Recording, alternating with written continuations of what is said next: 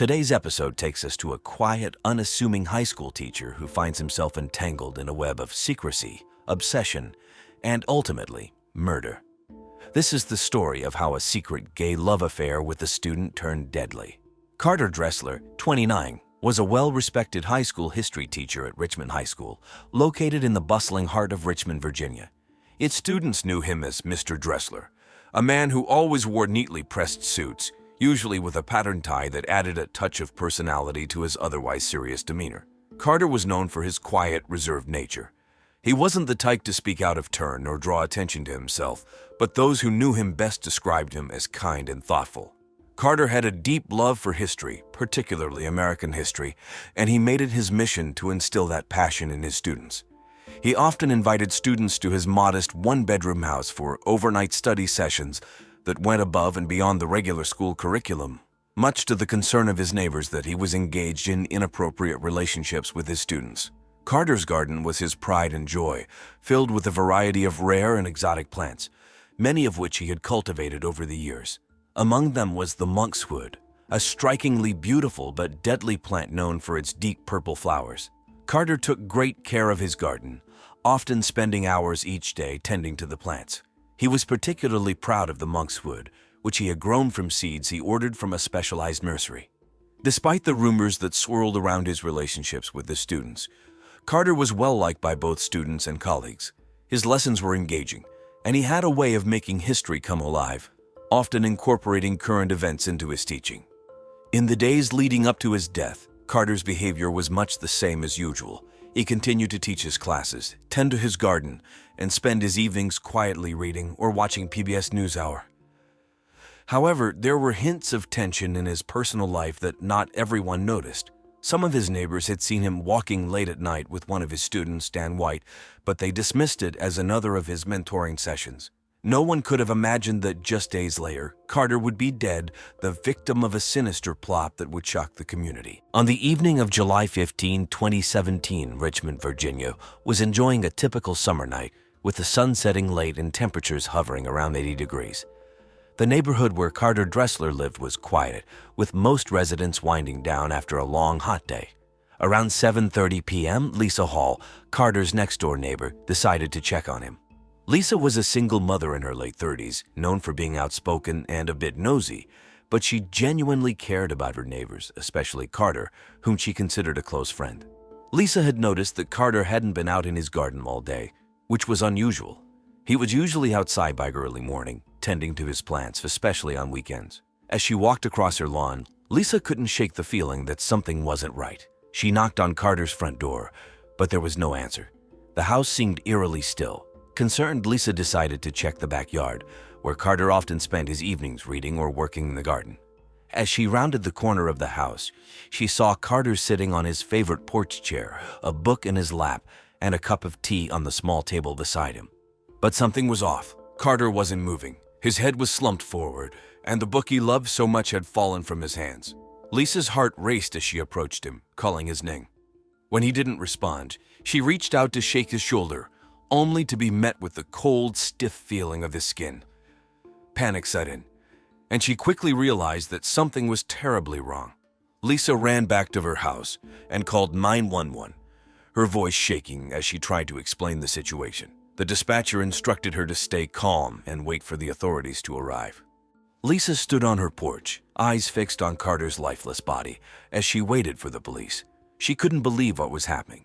Just the day before, she had seen Carter in his garden, smiling and waving as she drove past. Now he was dead, and she was the one who had found him. The first officers arrived within minutes, quickly securing the scene and confirming Lisa's worst fears. Carter Dressler was dead. The once peaceful evening had turned into a nightmare, and the quiet neighborhood was soon filled with the flashing lights of police cars and the murmurs of concerned neighbors. The police arrived at Carter Dressler's home shortly after Lisa Hall's frantic 911 call on July 15, 2017. The first officers on the scene were Richmond police detectives Laura Cawley and Tom Keller. Cawley, a seasoned investigator in her mid-40s, was known for her sharp intuition and meticulous attention to detail. Keller, slightly younger and more methodical, was her trusted partner. Both detectives had handled numerous cases in Richmond, but something about this one felt different from the moment they stepped onto the property. As they approached the back porch where Carter's body was found, Colley immediately noticed the eerie stillness of the scene. The garden, usually vibrant and full of life, seemed almost haunting in the fading evening light. The air was thick with the scent of flowers, but the sweet aroma did little to mask the unsettling presence of death. Carter's body sat unnaturally still in his chair, his head slumped forward and his eyes closed as if he had simply fallen asleep while reading. The detectives carefully surveyed the area, making note of the details. The book in Carter's lap was a history text, one of his favorites, open to a chapter about the American Revolution. Beside him on the small table was a cup of tea, now cold. Colley observed the tea more closely, noting the faint remnants of a powdery substance at the bottom of the cup. It was an immediate red flag, suggesting that something had been added to the tea. The crime scene itself was surprisingly tidy, with no signs of a struggle. There was no blood, no overturned furniture, nothing that indicated a violent altercation. This led the detectives to suspect that Carter's death might not have been an accident. Colley and Keller were aware of Carter's reputation as a reserved but well-liked teacher, making it hard to believe that anyone would want to harm him. But they also knew that the quietest lives often hid the darkest secrets. The detectives called in the forensic team, who quickly began their work, dusting for fingerprints and collecting samples. They took the teacup and its contents as evidence, as well as a few leaves from the monkshood plant in the garden, which Colley had identified as potentially poisonous. The forensic team also examined Carter's body, noting the signs of poisoning: pale skin, a bluish tint to the lips, and the characteristic rigidity of a body that had been dead for several hours. As the investigation continued into the night, Colley and Keller began piecing together what had happened. The lack of visible wounds and the presence of the poisonous plant led them to believe that Carter's death was the result of foul play, likely involving someone who knew him well enough to plan the murder carefully. With this in mind, the detectives prepared to question the people closest to Carter, starting with his neighbors and the students who frequently visited his home. The first person the police questioned in connection with Carter Dressler's death was Dan White, an 18-year-old student at Richmond High School. Dan was known for his charm and intelligence, often dazzling teachers and classmates with his sharp wit. He was a star on the school's debate team, frequently leading them to victory in competitions across Virginia. Despite his success, those close to him knew Dan had a darker side. He was highly possessive, especially in his sexual relationships, where rumors swirled he was interested in violent sex and could be obsessive to the point of controlling. Detectives Laura Colley and Tom Keller brought Dan in for questioning the morning after Carter's body was discovered. They met him in a small, windowless interrogation room at the Richmond Police Department. Dan arrived looking calm, almost indifferent, wearing a neatly pressed polo shirt and jeans. His demeanor was relaxed, as if he had nothing to hide. Colley started the interrogation by asking Dan about his relationship with Carter. Dan admitted they were close, describing Carter as a mentor who had helped him through many difficult times. He said they often spent time together outside of school discussing history and preparing for upcoming debate competitions. Dan spoke fondly of Carter, painting a picture of a supportive, almost fatherly figure in his life. But as the questioning continued, Colley shifted the focus to Dan's whereabouts on the night of Carter's death. Dan claimed he had been home all evening, working on a new debate strategy for an upcoming tournament. He said he hadn't seen Carter for a few days and was shocked to hear about his death. However, Colley noticed a slight change in his demeanor when she asked about Carter's other students, particularly those who also visited his one-bedroom home for overnight study sessions. Dan's answers became more clipped, and his previously relaxed posture grew tense. The detectives pressed Dan on his feelings toward Carter, subtly hinting at the possibility of jealousy. Dan's responses became more defensive, and at one point he raised his voice, insisting he had nothing to do with Carter's death. Keller, observing Dan's body language, noted the sudden shift from calm to agitated, a sign that Dan might be hiding something. When asked directly if he had ever been jealous of Carter's close relationships with other students, Dan hesitated before giving a firm no. But the hesitation didn't go unnoticed. Colley and Keller exchanged a glance, realizing they had touched a nerve. Despite his outward calm, Dan's reaction suggested there might be more to his relationship with Carter than he was willing to admit. As the interrogation ended, Dan maintained his innocence, but the detectives left the room with more questions than answers. They knew Dan's charm and intelligence made him a skilled manipulator, and his connection to Carter was deeper and more complex than he was letting on. The possibility that Dan's obsession with Carter had turned deadly couldn't be ignored. Next, the police turned their attention to Lisa Hall, Carter Dressler's 38-year-old neighbor. Lisa was known in the Richmond neighborhood for her outspoken nature and fiery temper. She lived alone with her teenage daughter, Karoma, and had earned a reputation as someone who was always in other people's business. Despite this, Lisa had a soft spot for Carter. They had been close friends for years, often chatting over the fence that separated their yards. She admired Carter's dedication to teaching and his love for gardening, but she had long been suspicious of his relationships with male students. Detectives Laura Cawley and Tom Keller invited Lisa to the station for questioning. When she arrived, Lisa looked nervous but composed, wearing a simple blouse and jeans. Cawley began by asking Lisa about her friendship with Carter. Lisa spoke warmly about him, mentioning how they often exchanged gardening tips and talked about the latest news from the Richmond Times-Dispatch. However, when the conversation shifted to Carter's relationships with his students, Lisa's tone changed. She admitted that she had been worried about Carter's behavior, especially his habit of inviting students to a small one-bedroom home for overnight stays. Lisa confessed that she had confronted Carter about his creepy relationships with the students several times. She believed he was seeking their approval in unhealthy ways, possibly by offering them sex, though she stopped short of accusing him of assaulting them. Lisa's concern was that Carter might be emotionally manipulating the boys for the love that he desperately needed, and she had repeatedly urged him to stop. Despite her warnings, Carter continued his creepy relationships with his students, and Lisa's frustration grew. When Cawley asked Lisa where she was on the night of Carter's death, Lisa stated that she had been home with her daughter, watching a rerun of NCIS New Orleans. She mentioned that she had seen Carter earlier in the day, but their interaction was brief.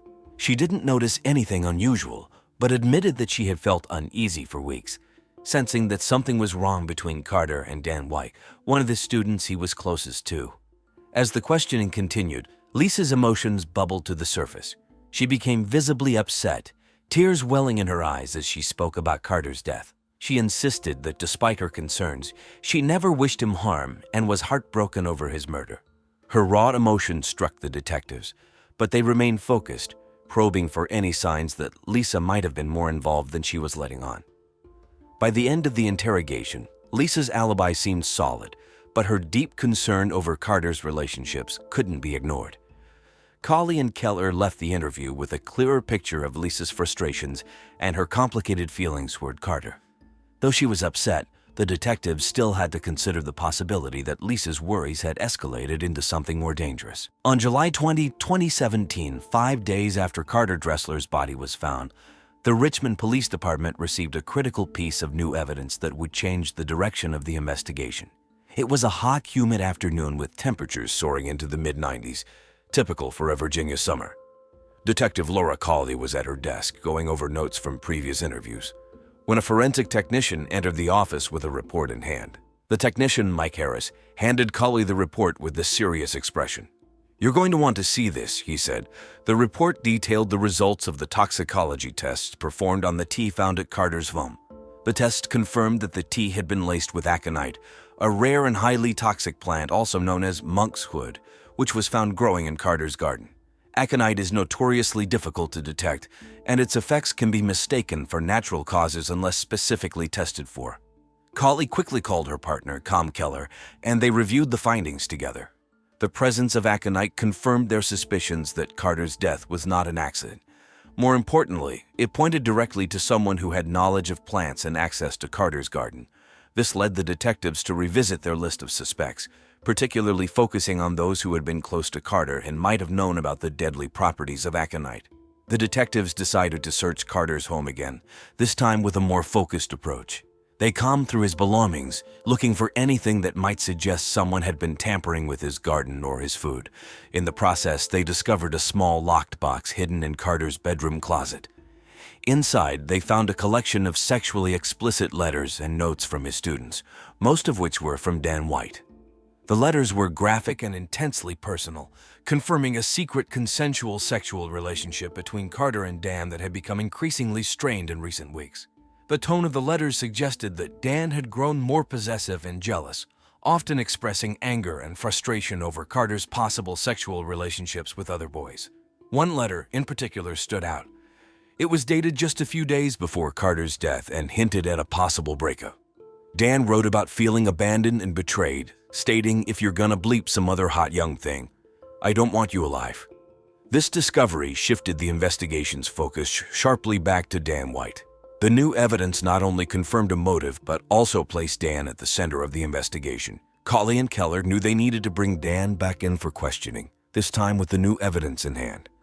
The stage was set for a final confrontation, and the detectives were determined to uncover the truth. With the new evidence pointing strongly toward Dan White, the detectives decided to investigate one final suspect, Officer Charlie Brennan, a 47-year-old Richmond police officer. Brennan lived across the street from Carter Dressler and was initially in charge of the investigation before being removed due to his personal connection to the victim. Brennan was known for his no-nonsense attitude and strong sense of justice, but it was his secret sexual relationship with Carter that now made him a person of interest. Detectives Laura Colley and Tom Keller approached Brennan carefully. Given his position within the police force, they knew they had to tread lightly. They requested to speak with Brennan at his home, a modest brick house on a quiet, tree-lined street. When they arrived, Brennan greeted them with a stoic expression, clearly aware that the investigation was closing in on him. The detectives began by asking Brennan about his relationship with Carter. Brennan admitted that they had become close over the years, initially bonding over their shared interest in history. What began as casual conversations about Civil War battles and local Richmond history soon deepened into a series of secret sexual liaisons. Brennan spoke of Carter with a mix of fondness and regret, acknowledging that their relationship had to be kept hidden due to the potential scandal it could cause. When Colley asked Brennan if he had ever suspected anyone of wanting to harm Carter, he hesitated. Brennan admitted that he had been worried about Carter's habit of sleeping with his male students for quite some time, ever since Carter offered to share some of his boy bank with Brennan.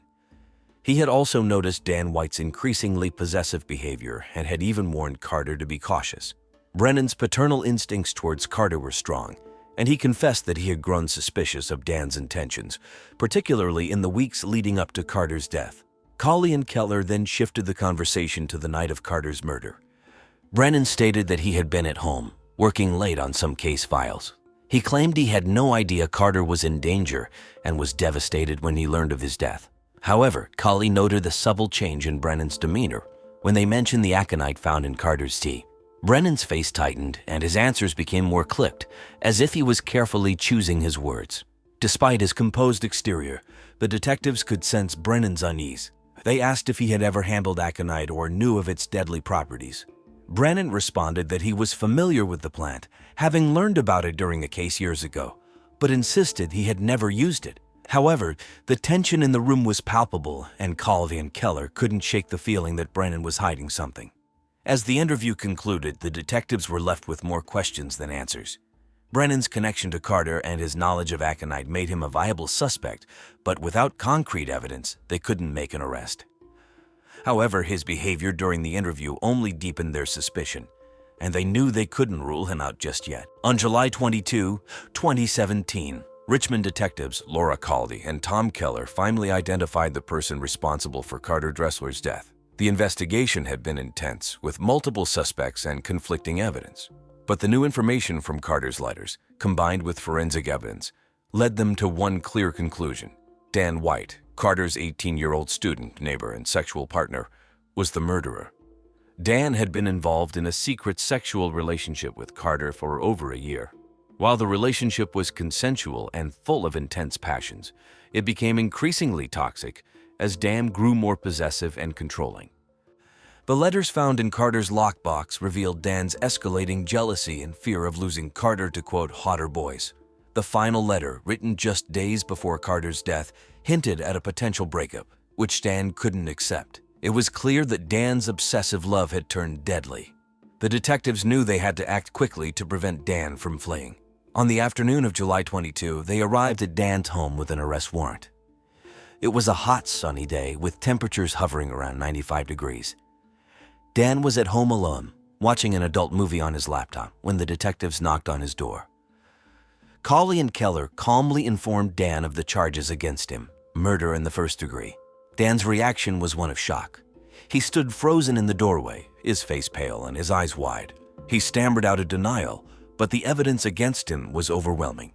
As the detectives handcuffed Dan and led him to the police car, he began to cry. His tears quickly turned to anger as he realized the gravity of the situation. He yelled at the detectives, accusing them of ruining his life, and insisting that he had only wanted to protect Carter from, quote, the horrors of life and love. But his words fell on deaf ears. The detectives had heard similar stories before. The evidence was clear. Dan had used aconite from Carter's garden to poison him, slipping it into his tea during one of their evening meetings. Back at the police station, Dan's confession was recorded. He admitted to poisoning Carter but claimed it was an act of love. He said he couldn't bear the thought of losing Carter to someone else and believed that death was the only way to keep him forever. Dan's twisted sense of love and control had driven him to commit murder. The news sent ripples through the community, where Carter had been a respected teacher and neighbor. The arrest brought a sense of closure, but it also left many unanswered questions about the nature of the relationship between Carter and Dan and how it had gone so tragically wrong. Dan White's trial for the murder of Carter Dressler began on August 7, 2017 in the Richmond Circuit Court. The case drew considerable media attention, with local news outlets covering every development. The courtroom was packed with spectators, including Carter's family and friends, all eager to see justice served. The prosecution was led by Assistant Commonwealth Attorney Rebecca Owens, a 45-year-old lawyer known for her dedication and sharp legal mind. Owens presented a compelling case against Dan. She highlighted the evidence, including the letters from Carter's lockbox and the toxicology report confirming the presence of aconite in Carter's tea. Owens argued that Dan's obsession and jealousy were the driving forces behind the murder. She described how Dan had poisoned Carter in a final act of control and rage, emphasizing the premeditated nature of the crime. In his defense, Dan was represented by Desmond J. Carter, a 42-year-old attorney with a reputation for handling difficult cases. Carter argued that Dan had not intended to kill Carter, but was driven to a breaking point by emotional turmoil. He portrayed Dan as a troubled young man who had acted out of a distorted sense of love. The defense's strategy was to mitigate Dan's responsibility, suggesting that his actions were the result of an emotional breakdown rather than cold-blooded murder. Throughout the trial, Carter's family sat in the front row, their faces a mix of grief and disbelief. They listened as the details of Carter's relationship with Dan were laid bare. Emotions ran high as Carter's family members took the stand, describing the impact of his death on their lives and the community. Their testimony painted a picture of Carter as a kind and dedicated teacher who was deeply loved and respected. On August 15, 2017, after a week of intense arguments and emotional testimony, the jury returned with a verdict. Dan White was found guilty of first-degree murder. The decision came as a relief to Carter's family, who had been waiting for this moment with bated breath. During sentencing on August 22, Dan was given a life sentence without the possibility of parole. The judge, noting the premeditated nature of the crime and the suffering inflicted on Carter's family, felt this sentence was appropriate. The courtroom was filled with a sense of grim satisfaction. While the sentence could never bring Carter back, it provided a measure of justice and closure for those he left behind. The trial had a profound effect on the community. Richmond was shaken by the revelation of the secret relationship and the murder that followed. Carter's students and neighbors mourned the loss of a beloved figure while grappling with the shock of the crime. The case served as a stark reminder of the dark side of human relationships and the devastating consequences of unchecked jealousy and obsession. After Dan White's sentencing on August 22, 2017, the community of Richmond began to pick up the pieces from the shocking events. The trial had left a lasting impact on everyone involved, from Carter Dressler's family to his students and the local community. Dan White's life, on the other hand, took a drastic turn. He was transferred to a maximum security prison in Virginia. There, he faced a difficult reality. While he was in protective custody due to the high-profile nature of his case, life behind bars was harsh. Dan's family struggled to cope with the fallout from the trial. His parents, who had been supportive throughout the proceedings, found themselves under intense scrutiny from the media and community. They moved away from Richmond to avoid the constant attention and to try and rebuild their lives away from the public eye. In the years following the trial, the case of Carter Dressler remained a topic of discussion in Richmond. It served as a sobering reminder of how deeply personal relationships can impact lives and how unchecked emotions can lead to tragic outcomes. The community continued to honor Carter's memory, ensuring that his story would be remembered not only for the tragedy but also for the positive impact he had on those around him. Claire Herskowitz was a 40-year-old woman who lived in Boca Raton, Florida. She was a stay-at-home mom and a part-time internet marketer. Claire was known for her lively personality and strong commitment to her family. She had a husband named David, who was 45, and 2 children, Greed, 12, and Block 9. Claire was very close to her family and friends and had built a successful career working from home, helping small businesses improve their online presence. She was good at what she did and enjoyed helping others succeed. Her work was featured on local business websites and in the Boca Raton Tribune. Claire's husband, David, owned a fishing tour company. To the outside world, he seemed like a devoted husband and father. However, as we will discover later, David had many secrets. Claire was very active in her community. She volunteered at Green and Block School, Pinecrest School, and was part of the PTA. She helped organize school events and fundraisers. She also loved to bake and often brought cookies and cakes to school events and community gatherings. In the days before her death, Claire was busy planning a family vacation to Disney World. She was looking forward to spending quality time with her family. Claire also had dreams of expanding her internet marketing business. She was working on a new project for a local restaurant and was excited about the possibilities it brought. Claire's life seemed perfect to many. She had a loving family, a successful career, and was well-liked in her community. However, everything changed in March 2016 when she discovered a dark secret about her husband's double life. This discovery would lead to her tragic and untimely death. On the morning of March 18, 2016, at around 8 o'clock a.m., Mark Stevens, Claire Herskowitz's next-door neighbor, made a shocking discovery. Mark, a retired police officer, was out for his usual morning walk when he noticed something strange at the Herskowitz house. The garage door was partially open, which was unusual for the typically tidy and cautious Claire. Curious and concerned, Mark approached the garage. As he got closer, he saw a pool of blood on the floor. His heart raced as he peered inside. There, lying motionless on the cold concrete, was Claire. She had been brutally attacked, her body covered in blood. Mark's years of police training kicked in. He quickly assessed the scene, noting the tire iron near Claire's body, which was likely the murder weapon. Mark immediately called 911, his voice steady but filled with urgency. He then waited outside the garage to ensure nothing was disturbed, keeping a watchful eye on the scene until the authorities arrived. The sound of sirens filled the air as the Boca Raton Police Department rushed to the scene. The garage was a gruesome sight. Blood splatters covered the floor and walls, evidence of a violent struggle. Claire's body showed signs of a brutal attack, with multiple wounds suggesting she had fought hard against her attacker. The detectives carefully documented the scene, taking photographs and collecting evidence. They noted the position of the tire iron and took swabs for DNA testing. As they worked, neighbors began to gather outside, whispering in shock and disbelief.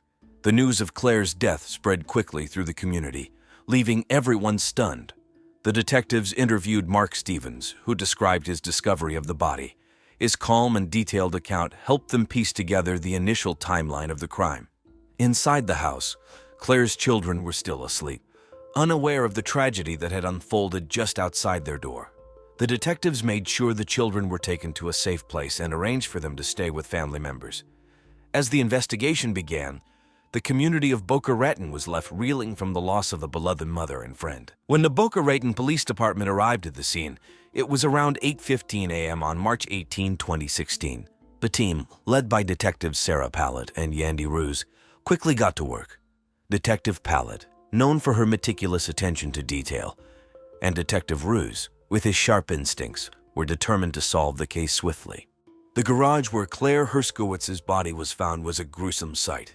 Blood splatters covered the walls and floor, indicating a violent struggle. Claire had been bludgeoned to death with a tire iron, which lay nearby, covered in blood. The scene suggested a sudden and brutal attack with no signs of a break-in, pointing to someone she knew. The detectives first secured the area, ensuring no one could contaminate the crime scene. They documented everything with photographs and detailed notes.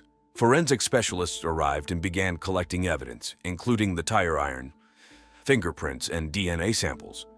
They also took swabs from various surfaces to look for any other traces of the attacker. Detective Pallett noted the chaos in the garage, a spilled toolbox, scattered papers, and a broken family photo. These details were crucial as they painted a picture of the struggle Claire endured. The detectives also found Claire's cell phone, which they hoped would provide more clues about her final moments. As the investigation continued, the detectives moved inside the house. They checked the home for any additional evidence or signs of forced entry but found none. This reinforced their belief that Claire knew her attacker. Detectives Pallet and Ruiz interviewed the neighbors, including Mark Stevens, who had discovered the body. Mark provided a detailed account of his morning routine and how he stumbled upon the horrific scene. His calm demeanor and clear observations were invaluable to the investigation. The detectives also spoke with Claire's children, Greed and Black, in a gentle manner, ensuring they felt safe. The kids were taken to a relative's house, away from the traumatic environment. Detectives reached out to David Herskowitz, Claire's husband, who was at his office. His reaction was notably composed, which raised some initial suspicions. Detective Pallet and Ruiz reviewed security footage from nearby homes. They hoped to find any clues or suspicious activity around the time of the murder. They also planned to analyze Claire's phone records and social media for any unusual interactions or threats. As the day progressed, the detectives remained focused and determined. They knew solving Claire Herskowitz's murder was critical for the grieving family and the shocked community of Boca Raton. Every piece of evidence, no matter how small, was vital in their quest for justice. The first suspect in Claire Herskowitz's murder was her husband, David Herskowitz. At 45 years old, David owned a fishing tour company in Boca Raton. Everyone who knew him, David seemed like a devoted husband and father. He was meticulous, introverted, and kept his personal life private from everyone, including his family. However, as detectives began to dig deeper, they discovered that David had been hiding a lot from them. David had been having an affair and was also in deep financial trouble. His fishing tour company, which seemed successful on the surface, was struggling. He had taken out several loans and was facing mounting debts. These secrets painted a different picture of the man who seemed so dedicated to his family. Detectives Pallet and Ruiz brought David in for questioning on the afternoon of March 18, 2016. David appeared calm, but his demeanor was detached. He denied any involvement in Claire's death and claimed he was at his office during the time of the murder. However, his calmness seemed suspicious to the detectives, considering the brutal nature of the crime and the loss of his wife. David's alibi was weak. He said he was alone in his office working on paperwork. He couldn't provide any solid evidence to support his whereabouts. Detectives Pallet and Ruiz pressed him about his affair and financial issues. David admitted to the affair but insisted it had nothing to do with Claire's murder. He became slightly agitated when discussing his financial problems but maintained his innocence throughout the interrogation. The detectives also looked into David's phone records and emails. They found numerous calls and messages between him and his mistress, Jennifer Green, coincidentally Claire's best friend. This connection added another layer to the investigation and gave the detectives more questions about David's possible motives. Neighbors and friends were interviewed, and many were shocked to hear about David's double life. They described him as quiet and reserved, a stark contrast to Claire's outgoing personality. Some neighbors mentioned seeing David act nervously in recent weeks, which raised more red flags. The detectives knew they needed more evidence to either implicate or clear David. They continued to analyze his financial records, hoping to find a link to the crime. They also planned to question Jennifer Green to see if she knew anything more about David's potential involvement in Claire's murder. As the investigation progressed, David Herskowitz remained a key suspect. His secrets and strange behavior kept the detectives on high alert, knowing that unraveling his story was crucial to solving the case. The second suspect in the investigation was Jennifer Green, Claire Herskowitz's best friend and colleague. Jennifer was 45 years old, ambitious, and known for her competitive nature. She had been working with Claire on various internet marketing projects and had shared many personal details about her life with her. Little did Claire know Jennifer was also having an affair with her husband David Herskowitz, a fact that put her under intense scrutiny. Jennifer and Claire had been close friends for years, sharing not only professional interests but also personal struggles. Jennifer had confided in Claire about her troubled marriage, which had created a bond between them. However, the revelation of her affair with David suggested a more complicated relationship, potentially filled with jealousy and rivalry. On March 19, 2016, detectives Pallet and Ruiz brought Jennifer in for questioning. Jennifer was visibly shaken but cooperative. She admitted to the affair with David but claimed she had nothing to do with Claire's murder. She described her relationship with Claire as mostly supportive but acknowledged moments of tension, especially when discussing their respective marriages. Jennifer's motive could stem from several factors. Her affair with David was a significant betrayal of Claire's trust, and if Claire had discovered it, it could have led to intense conflict. Additionally, Jennifer's ambitious nature and desire for success could have led to envy and resentment. During the interrogation, Jennifer was defensive but not overly aggressive. She answered the detective's questions but was careful with her words. She gloated to police that David had told her he was planning to leave Claire and that their relationship would soon become official. This added another layer to the investigation, as it suggested Jennifer might have felt threatened by Claire's presence in David's life. Detectives Pallet and Ruiz also examined Jennifer's phone records and emails. They found numerous messages between her and David discussing both personal and professional matters. Some messages hinted of their plans for the future, further complicating the case. Friends and colleagues of Jennifer were interviewed, and many expressed shock at her involvement with David. They described Jennifer as driven and focused on her career, but were surprised to learn about the affair. Some mentioned that Jennifer had seemed more stressed and secretive in recent months. The detectives knew that while Jennifer's affair with David was significant, it did not directly link her to Claire's murder. They continued to gather evidence, hoping to uncover more about her role in the events leading up to Claire's death. Jennifer's actions and motives remained a critical piece of the puzzle, keeping her firmly in the spotlight of the investigation. On March 21, 2016, at around 3:00 p.m., the Boca Raton Police Department received a breakthrough in the case. The weather was clear and warm, typical for Florida. Detective Sarah Pallet was at the station when a forensic analyst named Lisa Kiang called with urgent news. They had found new evidence that could significantly impact the investigation. The evidence was discovered during a detailed analysis of Claire Herskowitz's cell phone. Forensic experts recovered deleted text messages between Claire and an unknown number. The messages revealed that Claire had discovered a shocking secret. Her husband David was running secret gambling and sex trafficking operation. Claire had planned to go to the police with this information, a motive for her murder. David's fishing tour company was actually a cover for a secret gambling and sex trafficking operations, a sort of brothel casino on a yacht. There, David would entertain his rich male clients with roulettes, slots, and young men and women, mostly from Eastern Europe, who were lured to America by being told by David they would be working as fashion models. Detectives Pallet and Ruiz immediately recognized the importance of this new evidence. They quickly called a team meeting to discuss the findings. The messages were explicit, detailing Claire's shock and determination to expose David's illegal activities. This information provided a clear motive for David to silence Claire. The detectives reviewed the messages and noted the dates and times. Claire had discovered the operation just days before her murder. The urgency in her messages indicated she was afraid and felt a pressing need to act quickly. This revelation added a new layer of complexity to the case and strengthened the suspicion against David. Detectives Pallet and Ruiz also noted that some messages mentioned a woman named Olga Vereskova. Claire had been in contact with Olga, who had traveled from Chelyabinsk, Russia, to confront David about her missing daughter, Anastasia. Anastasia had been lured to America with promises of a modeling career but ended up trapped in David's trafficking operation. The police also intensified their efforts to track down David's financial records and communications. They hoped to uncover more evidence that could tie him directly to both the trafficking operation and Claire's murder. The detectives reached out to federal agencies for assistance, knowing the case had now expanded beyond the simple domestic incident.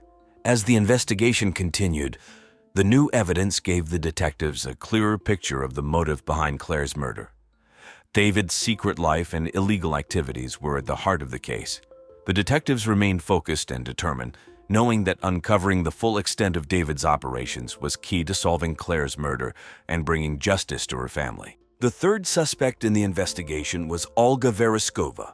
Olga was 61 years old and had traveled all the way from Chelyabinsk, Russia, to find out what had happened to her daughter, Anastasia. Anastasia was just 18 when she came to America, believing she would be working as a fashion model.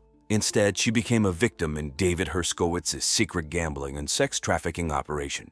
On March 22, 2016, Detectives Sarah Pallet and Yandy Ruiz brought Olga in for questioning. Olga was visibly upset and determined to find justice for her daughter. She spoke through a translator, explaining how Anastasia had disappeared shortly after arriving in the United States. Olga had tried everything to find her daughter, even hiring private investigators, but all leads had pointed back to David Herskowitz. Olga described her daughter as bright, ambitious, and full of dreams. Anastasia had been excited about her modeling career and looked forward to a new life in America. When Anastasia stopped communicating, Olga knew something was terribly wrong. Her determination to find the truth had led her to sell everything to fly Florida and confront David directly. During the interrogation, Olga was emotional but composed. She recounted how she had met with Claire Herskowitz in the days leading up to Claire's murder. Claire had been sympathetic and promised to help Olga expose David's operation. This meeting had occurred just 2 days before Claire's death, making Olga a key witness. Olga's motive for wanting to confront David was clear. She wanted answers about her daughter's disappearance and was willing to do anything to get them. However, the detectives found no evidence linking Olga to Claire's murder. Her emotional state and detailed account of her search for Anastasia painted her as a grieving mother rather than a suspect. The detectives continued to press Olga for more information about David's operations. Olga revealed that she had gathered documents and records about David's illegal activities, hoping to use them to pressure him into revealing Anastasia's whereabouts. She handed over these documents to the detectives, providing crucial evidence to further their investigation. Friends and acquaintances of Olga in Russia described her as a determined and caring mother. They said she was relentless in her search for Anastasia and had exhausted all resources to find her. Her journey to America was her last hope to uncover the truth. With all of his testimony and the documents she provided, Detectives Pallet and Ruiz had more evidence to connect David to both the trafficking operation and Claire's murder. Pulviz's involvement highlighted the international scope of David's crimes and the far-reaching impact of his actions. As the investigation progressed, Olga remained a crucial part of the case. Her unwavering determination to find justice for her daughter and her cooperation with the detectives brought them closer to uncovering the full extent of David's criminal activities. On March 24, 2016, after piecing together all the evidence, the Boca Raton Police Department identified David Herskowitz as Claire's murderer. David, 45, owned a fishing tour company, but his seemingly perfect life hid a dark secret. His operation was a cover for illegal gambling and sex trafficking. David's motive for killing Claire was clear. Claire had discovered his secret life and planned to expose him to the authorities. Fearing the collapse of his personal and professional life, David decided to silence her permanently. The police gathered enough evidence to arrest David, including his phone records, financial documents, and the deleted text messages between him and Claire. At 10:00 a.m., Detectives Sarah Pallet and Yandy Ruiz arrived at David's office. The atmosphere was tense as they approached. David was in a meeting, discussing his business plans, when the detectives entered. They calmly informed David of his arrest. David's reaction was a mix of shock and resignation. He didn't resist but maintained his innocence, claiming that he was being framed. The detectives handcuffed David and read him his rights. They then escorted him out of the building, where a crowd of curious onlookers and media had already gathered. News of the arrest spread quickly through the community, leaving everyone in disbelief. Claire's family was devastated but relieved that the police had finally identified her killer. The community of Boca Raton shared their pain, mourning the loss of a beloved mother and friend. The police continued their investigation to ensure they have a solid case against David. They uncovered more details about his illegal activities, linking him to the gambling and sex trafficking operation. The evidence painted a clear picture of a man desperate to protect his double life, willing to go to any lengths to keep his secrets hidden. David's arrest was a significant step towards justice for Claire. It also brought hope to Olga Vereskova, who still sought answers about her daughter Anastasia. The police reassured Olga that they would continue to investigate David's criminal network, hoping to find more victims and bring them justice as well. As David was led away in a police car, the residents of Boca Raton hoped for a swift and fair trial. Claire's murder had rocked the community, but her courage in uncovering David's crimes inspired many. The detectives remained committed to seeing the case through, determined to honor Claire's memory by ensuring her killer faced the full extent of the law. The trial of David Herskowitz began on August 1, 2017 in Boca Raton. The prosecution was led by Assistant District Attorney Karen Whitfield, known for her tenacity and keen sense of justice. Karen, 38, had a reputation for being tough on crime and was determined to see David held accountable for Claire's murder as other illegal activities. The prosecution's argument centered on the mountain of evidence against David.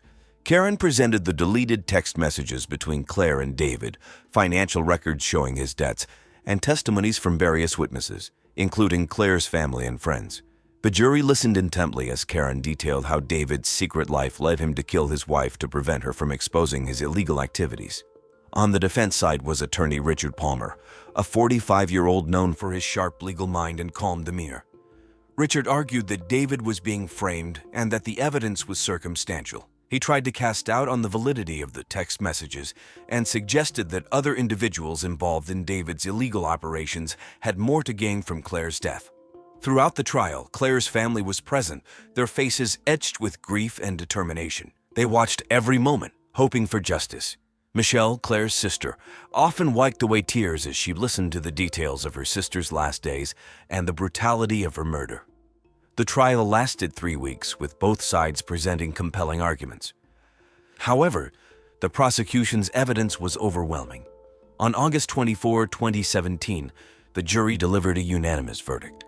David Herskowitz was found guilty of first-degree murder, illegal gambling, and sex trafficking. During the sentencing hearing, the judge condemned David's actions and sentenced him to life in prison without the possibility of parole. The courtroom was filled with a mixture of relief and sadness. Claire's family felt a sense of closure, knowing that David would spend the rest of his life behind bars, but the pain of losing Claire remained. The verdict had a profound impact on the community of Boca Raton. Many felt that justice had been served, but the case also highlighted the dark underbelly of illegal activities that could exist in seemingly quiet neighborhoods. It served as a reminder of the importance of vigilance and community support. For Claire's friends and family, the sentencing marked the end of a painful chapter. They found solace in the fact that Claire's courage to uncover the truth had not been in vain. The community rallied around them, offering support and remembering Claire as a loving mother, wife, and friend who stood up for what was right. The trial of David Herskowitz would be remembered as a case that brought a community together and shone a light on the hidden dangers within. Claire's legacy of bravery and justice continued to inspire those who knew her. After David Herskowitz was sentenced to life in prison on August 24, 2017, the lives of everyone involved in the case continued to unfold in significant ways. The trial had brought closure to the case, but it also left lasting impacts on the people affected. Claire Herskowitz's family received support from local counseling services and community groups, which helped them navigate their grief. The community of Boca Raton, shaken by the case, came together to support the Herskowitz family, organizing fundraisers and memorials in Claire's honor. Grieve and Block were placed in the care of their extended family. They continued to attend school at their local school, Calusa Elementary, where teachers and counselors provided extra support. The children struggled with the loss of their mother, but were gradually adapting with the help of therapy and their supportive relatives. Olga Vereskova, who had traveled from Russia in search of her daughter, Anastasia, found some closure with David's conviction. Although Anastasia had not been found, Olga continued her efforts to raise awareness about human trafficking. She collaborated with organizations such as the Polaris Project and participated in speaking engagements to shed light on the issue. Her advocacy helped bring attention to similar cases and supported other families facing similar tragedies. Jennifer Green, who had been a suspect but was later cleared, faced a challenging road as well. The revelation of her affair with David and its connection to the murder had impacted her personal and professional life. She took a leave of absence from her job and eventually moved away from Boca Raton to start anew. Her former colleagues and friends offered support, though the affair and its consequences left a lasting mark on her reputation. The trial of David Herskowitz left a deep impact on Boca Raton. It highlighted the dangers of hidden criminal activities and the importance of community vigilance. Claire Herskowitz's bravery in uncovering David's secrets had led to his arrest and conviction, but the ripples of the case continued to affect many lives. As time passed, the community worked to heal and remember Claire for her courage and commitment to justice. Her story remained a powerful reminder of the strength of the human spirit and the ongoing fight against injustice. The tragic story of Claire Herskowitz serves as a stark reminder of the dangers of hidden lives and the devastating impact of secrets. Laura Bennett was a 42-year-old woman who owned a hair salon in Waterloo, Iowa. Her salon, Laura's Hair Haven, was the only one for hundreds of miles in this part of the Midwest where hoodies are considered common wedding attire. She was very dedicated to her clients, many of whom became her friends. Laura was known for her charm and bubbly personality. She always greeted everyone with a smile and made them feel welcome. Laura was also an active member of the community. She often volunteered at local shelters and participated in neighborhood events. She organized fundraisers and charity events, always looking for ways to help others. Laura was passionate about her work and her family. She loved styling hair and dreamed of expanding her salon business. She hoped to open a second location in the nearby town of Cedar Rapids. Laura lived in a cozy house on Maple Street with her husband, Mark Bennett. Mark, 45, was the coach of the local high school basketball team. The couple had been married for 20 years and celebrated their anniversary just a week before Laura's death. They had no children but were very close to their nieces and nephews, often hosting family gatherings at their home. Laura's family included her parents, John and Mary Turner, who lived in Cedar Rapids, and her younger sister, Jewel, who worked as a teacher. Laura and Jewel were very close, often spending weekends together shopping or watching movies. Laura's friends described her as caring and always willing to lend a hand.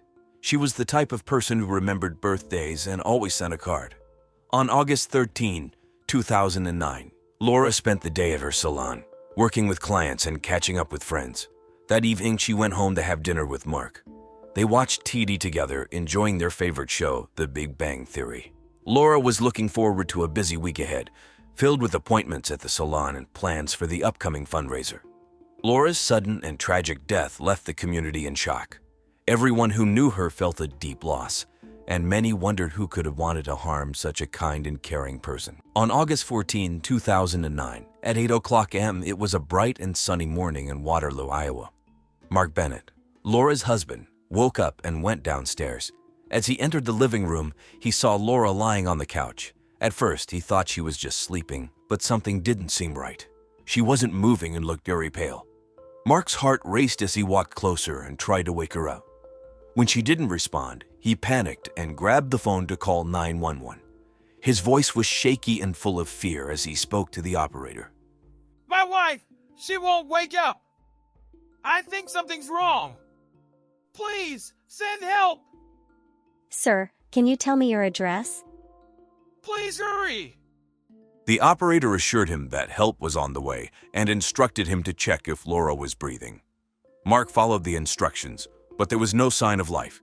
He felt helpless and scared as he waited for the paramedics to arrive. Within minutes, an ambulance pulled up to the Bennett home, followed by a police car. The paramedics rushed in and quickly assessed Laura's condition. Unfortunately, it was too late. Laura was pronounced dead at the scene. The paramedics tried to comfort Mark, who was in shock and couldn't believe what was happening. News of Laura's death spread quickly through the small town. Neighbors gathered outside the Bennett home, whispering and speculating about what could have happened. Laura was well known and loved in the community, and her sudden death left everyone in shock. Laura's body was taken to the medical examiner for an autopsy to determine the cause of death. As the day went on, the reality of the situation began to sink in for Mark and the community. A beloved member of their town was gone, and everyone wanted answers. The Waterloo Police Department arrived quickly at the Bennett home on August 14, 2009. It was a sunny morning, and the usually quiet Maple Street was now filled with the flashing lights of police cars and an ambulance. Detective Sarah Collins Miller and Detective Joe Roberts, both well-respected in the community, led the investigation. Detective Miller was known for her keen attention to detail, while Detective Roberts was praised for his methodical approach. As they entered the house, they were struck by how peaceful everything looked. Laura Bennett was found lying on the couch in the living room. There were no signs of a struggle, and nothing appeared out of place. Laura looked as if she had simply fallen asleep, but the detectives knew something much more sinister had occurred. The detectives began their investigation by speaking with Mark Bennett, Laura's husband. He was visibly distraught and still in shock from finding his wife that morning. Mark explained that Laura had seemed fine the night before, and he couldn't understand what had happened. The detectives took note of his calm yet detached demeanor, making sure to record his every word. Next, the detectives examined the crime scene. The living room was tidy, with Laura's favorite magazines, like People and Better Homes and Gardens, a highbrow magazine by Iowa standards, neatly stacked on the coffee table. A cup of tea sat untouched next to a partially finished crossword puzzle from the local newspaper, the Waterloo Cedar Falls Courier. Detective Miller noticed a faint, unusual odor in the room, which she later identified as coming from Laura's teacup. The police called in a forensic team to collect samples and gather evidence. They carefully bagged the teacup and its contents, hoping to find clues about what had caused Laura's sudden death. Detective Roberts directed the team to check for any fingerprints or traces of foreign substances in the room. They also searched the house for any signs of forced entry, but found none, suggesting that Laura knew her killer. Based on the initial findings, the detectives suspected poisoning but needed confirmation.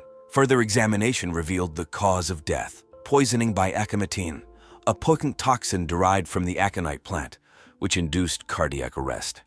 As the investigation progressed, the detectives used various tools to gather more information. They interviewed neighbors and friends, reviewed Laura's recent activities, and checked her phone and email records. Each piece of evidence was carefully logged and analyzed. Detective Miller and Detective Roberts knew they had a challenging case ahead of them. Laura's death was a mystery, but they were determined to uncover the truth and bring justice to the Bennett family and the community of Waterloo. The first suspect the police focused on was Mark Bennett, Laura's 45-year-old husband. Mark, a high school basketball coach, was known for his reserved and meticulous nature. Recently, Mark had been acting distant and stressed, which raised suspicions about his involvement in Laura's death. His calm but detached demeanor during the initial questioning had also been noted by the detectives. Detective Sarah Collins Miller and Detective Joe Roberts brought Mark in for further questioning at the Waterloo Police Department. The interrogation room was small, with gray walls and a single table with chairs. The atmosphere was tense as the detectives began their questions. Mark, we need you to tell us about your relationship with Laura. We had our ups and downs, like any couple, but I loved her. She was everything to me. Recently, did you notice any changes in Laura's behavior or health?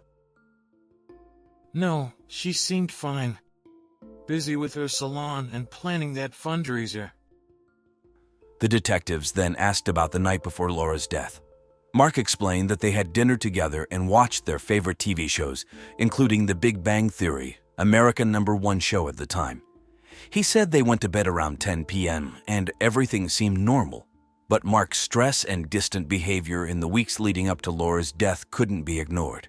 Mark, we found out that Laura had a large life insurance policy. Can you explain that?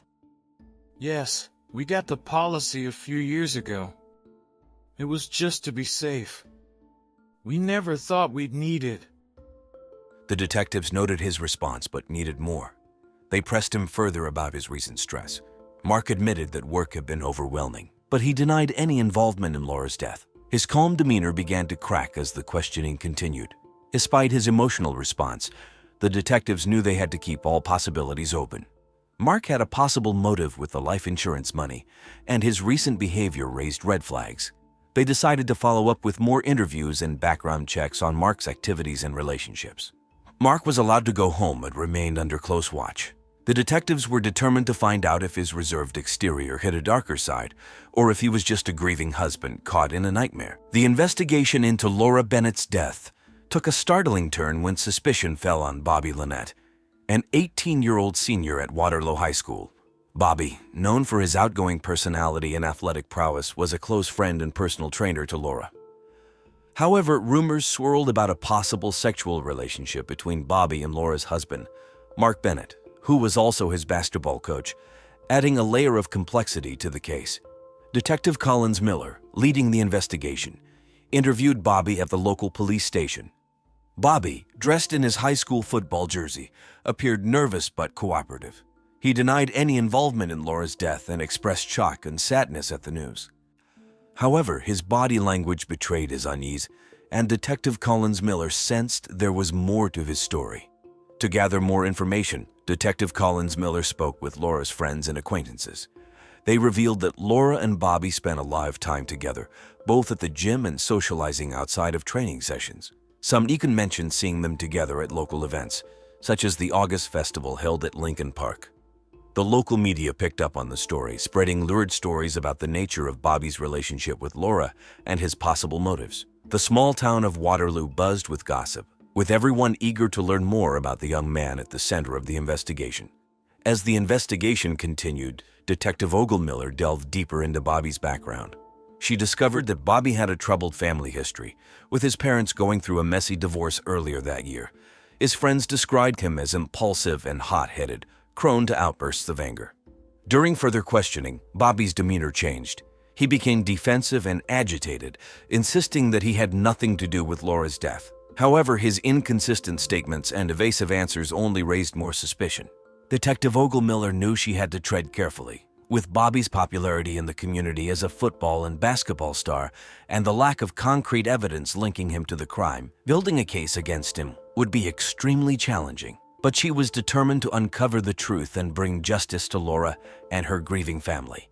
As the sun set on Waterloo in August of 2009, the investigation into Laura Bennett's death continued, with Bobby Lynette at the center of the storm. In the midst of the investigation into Laura Bennett's tragic death, a new piece of evidence emerged, casting a shadow of doubt over the case.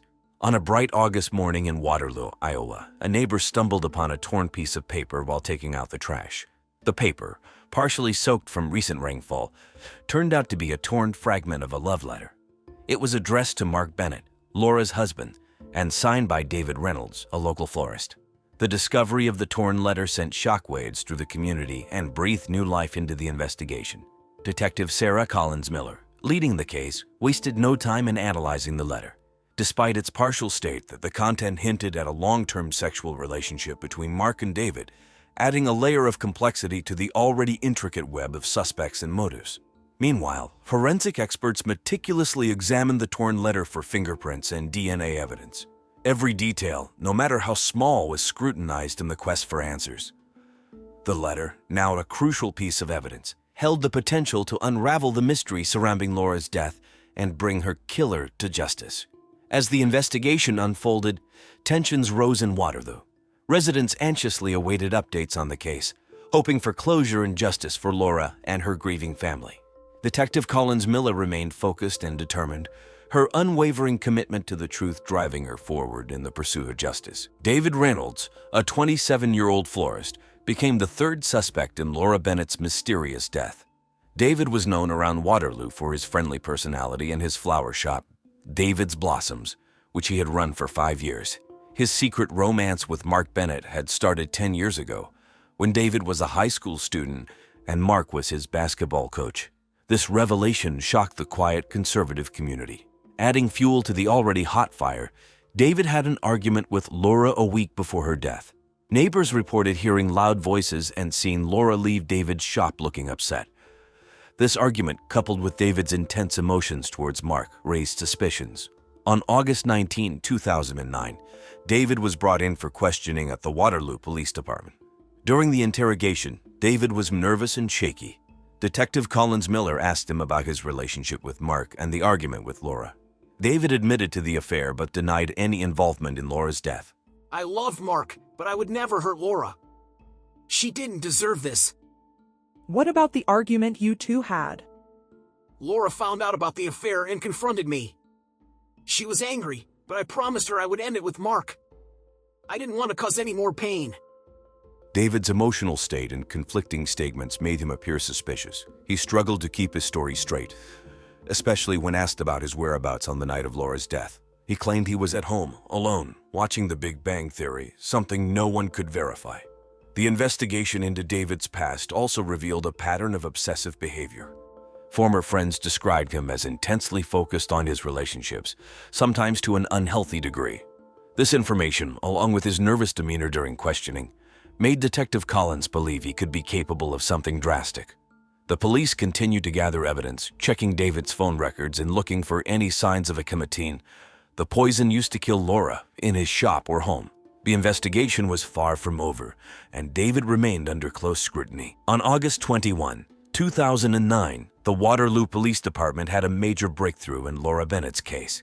The police discovered that Bobby Lynette, the 18-year-old high school student, basketball and football star, personal trainer, close friend of Laura, and alleged lover of her husband, Mark, had purchased aconite from an online vendor a few weeks before Laura's death. This crucial piece of evidence pointed directly to Bobby as the person who poisoned Laura.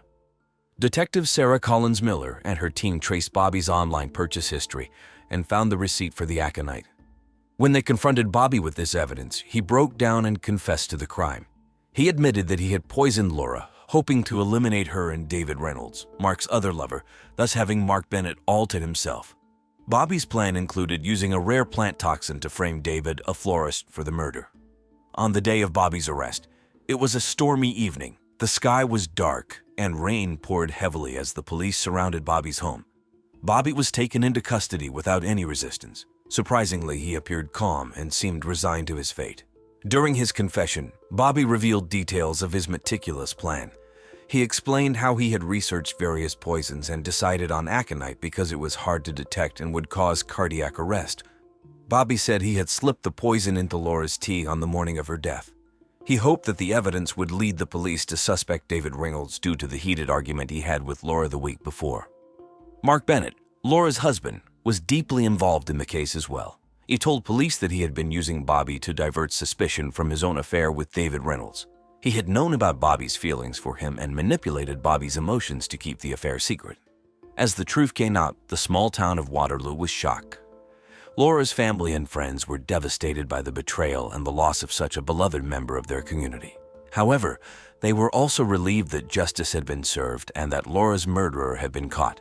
This tragic case of love, betrayal, and murder left a lasting impact on Waterloo. Laura Bennett's memory was honored by the community she had loved and served. Her salon, a symbol of her dedication and hard work, continued to operate under new management, ensuring her legacy lived on. The trial of Bobby Lynette began in December 2009. The case drew significant attention from the local community, with local stations covering the proceedings. The courtroom was packed with Laura Bennett's family, friends, and curious residents of Waterloo. Assistant District Attorney Jane Julie Carter, a 38-year-old known for her fierce dedication, led the prosecution. She presented the case that Bobby's actions were premeditated and driven by his obsessive love for Mark Bennett. Carter showed the jury the evidence of Bobby's purchase of aconite from an online vendor, his confession, and his detailed plan to poison Laura. On the other side, the defense attorney, Michael Reedley, a 55-year-old seasoned lawyer known for his calm demeanor, argued that Bobby was manipulated by Mark Bennett. Reedley claimed that Bobby acted out of misguided affection and was used as a pawn in Mark's plan to cover up his affair with David Reynolds. Reedley portrayed Bobby as a young man caught in a tragic situation, unable to see through Mark's manipulation. Throughout the trial, Laura's family watched with heavy hearts. They heard the details of the love triangle and the tragic events leading to Laura's death. Mark Bennett testified, denying any involvement in the planning of the murder, but his role in the affair with David and his manipulation of Bobby became clear. The jury deliberated for 3 days. On December 18, 2009, they returned with a verdict. Bobby Lynette was found guilty of first-degree murder. The courtroom was silent as the judge announced the sentence: life in prison without the possibility of parole. Bobby showed little emotion as he was led away, his fate sealed. Laura's family expressed mixed emotions. They were relieved that Bobby was held accountable for his actions, but they also felt a lingering sense of injustice. Mark Bennett, despite his role in the events that led to Laura's death, faced no legal consequences. The case left a deep impact on the Waterloo community. People were shocked by the betrayal and the dark secrets that had surfaced. Laura Bennett's salon, one of only 3 in the state of Iowa, continued to operate under new management, honoring her memory and dedication to the community. The town of Waterloo, though shaken by the events, came together to support each other, hoping to heal from the tragic loss of a beloved friend and neighbor. In the aftermath of the trial, Mark Bennett and David Reynolds decided to leave Waterloo. The scandal and publicity surrounding Laura Bennett's death made it difficult for them to stay. In August 2010, they both quit their jobs. Mark as a high school basketball coach and David as a florist. They moved to Sacramento, California, hoping to start anew and escape the shadow of the tragedy. In California, Mark and David worked hard to rebuild their lives. They found new jobs, with Mark coaching at a local community center and David opening a small flower shop. Their relationship grew stronger, and they eventually got married in 2015. Together, they adopted 2 children, creating a new family and a fresh start far from the painful memories in Waterloo. Detective Sarah Collins, now divorced, continued her career with the Waterloo Police Department. Her work on the Laura Bennett case earned her a reputation for her tenacity and skill. She took on more challenging cases and became a well-respected figure in law enforcement. Her dedication to solving crimes and bringing justice to victims remained unwavering. Laura Bennett's family struggled to cope with their loss but found a way to honor her memory.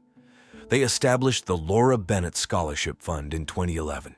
The scholarship was aimed at helping local high school students pursue higher education, reflecting Laura's spirit of kindness and community service. The fund received widespread support from the community, with annual fundraisers and events to keep Laura's legacy alive. The town of Waterloo slowly healed from the tragic events. While the pain of Laura's loss could never be erased, these actions helped the community find a path forward. Daisy Winnows was a pillar of the Torrington community, known for her vibrant personality and infectious smile. Widowed after the passing of her beloved husband, Carl, the previous year, Daisy channeled her energy into running a popular flower shop, aptly named Petals and Blooms. Prior to her entrepreneurial venture, she had dedicated years of her life to shaping young minds as a beloved kindergarten teacher at Torrington Elementary School. Despite her professional success, Daisy's personal life was marked by estrangement from her adult children, who resided in different states. The specifics of their fractured relationship remained a mystery to town residents, but Daisy held on to a glimmer of hope that one day they would reconcile. She yearned to witness the formation of their future families, an aspiration that fueled her every waking moment. In January of 1982, as the harsh winter gripped Torrington, Daisy's life was abruptly cut short. The news of her murder would send shockwaves through the tight-knit community, where such heinous acts were unheard of. Residents who once felt safe walking the streets at night now clutched their loved ones a little tighter, haunted by the chilling realization that evil could lurk in their midst. It was a frigid morning on January 12, 1982, in Torrington, Connecticut. The temperature had dropped to -4 degrees Fahrenheit overnight, and the town was covered in snow. Most residents were still indoors, trying to stay warm and catch up on the news. But for one young man, the day would be marked by a horrific discovery that would haunt him for the rest of his life. Wally Nathaniel, a 17-year-old high school senior, had a part-time job as a delivery boy for the local newspaper, the Register Citizen. He had been working for the paper since he was 14 and knew the town and its people well. One of his favorite stops was Petals and Blooms, a quaint shop run by Daisy Winnows, a 67-year-old widow and former kindergarten teacher. Wally admired Daisy for her cheerful demeanor and kindness and often chatted with her when he dropped off her paper. That morning, Wally arrived at Daisy's Flowers around 9:35 a.m. as usual. He noticed that the shop's door was slightly ajar, which was unusual for Daisy and unusual given the cold weather. Wally knocked on the door, but there was no answer. He pushed the door open and stepped inside, calling out Daisy's name. What he saw next made him scream and drop his papers. Daisy was lying on the floor behind the counter, surrounded by a pool of blood. Her arms were almost cut off, and her face was unrecognizable. She had been brutally murdered, apparently with a large knife or a machete. Wally ran out of the shop, terrified, and called the police from a nearby payphone. The murder of Daisy Winnows would become a mystery that baffled authorities. Who would kill a harmless old lady in such a barbaric way? What was the motive behind this senseless crime? And where was the killer? These questions remained unanswered for months until a surprising twist in the case revealed the shocking truth behind Daisy's death. As soon as Wally Nathaniel reported his grisly discovery, the Torrington Police Department sprang into action. Within minutes, several patrol cars and an ambulance arrived at Petals and Blooms, followed by a forensic team and 2 homicide detectives. The shop was quickly sealed off with yellow tape, and curious bystanders were kept at a distance. The detectives in charge of the case were Michael Harrison and Sarah Jones-Levy, both seasoned veterans with impressive track records. They had worked together for over 5 years and had solved some of the most challenging cases in the state. They were known for their thoroughness, professionalism, and dedication. But even they were not prepared for the horror that awaited them inside the shop. As they entered, they were greeted by a scene of carnage that made them gasp. Daisy Winnows, the victim, was lying on the floor behind the counter, her body mutilated beyond recognition. Her arms were almost severed from her torso, and her face was slashed beyond repair. She had suffered multiple stab wounds to her chest, abdomen, and neck. Blood was everywhere, staining the floor, the walls, and the flowers. The detectives quickly surveyed the scene, looking for clues. They noticed that the shop was in a state of disarray, as if a struggle had taken place. Flower pots were broken, vases were smashed, and petals were scattered. A trail of bloody footprints led from the counter to the back door, indicating that the killer had fled that way. The back door was unlocked, and there were no signs of forced entry. The detectives also spotted the murder weapon, a large cleaver, lying on a table near the door.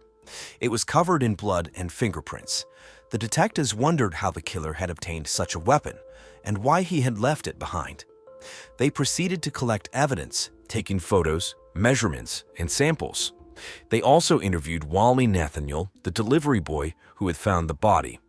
He was still shaken by the ordeal and could not provide much information. He said he had arrived at the shop around 9:35 a.m. and had found the door slightly open. He had entered calling out Daisy's name and had seen her body. He had run out screaming and had called the police from a nearby payphone. He said he had not seen anyone else around the shop and that he had no idea who would want to kill Daisy. The detectives thanked him for his cooperation and told him they would be in touch. They then contacted the coroner, who arrived shortly after. He examined the body and confirmed that Daisy had died from blood loss due to the multiple stab wounds.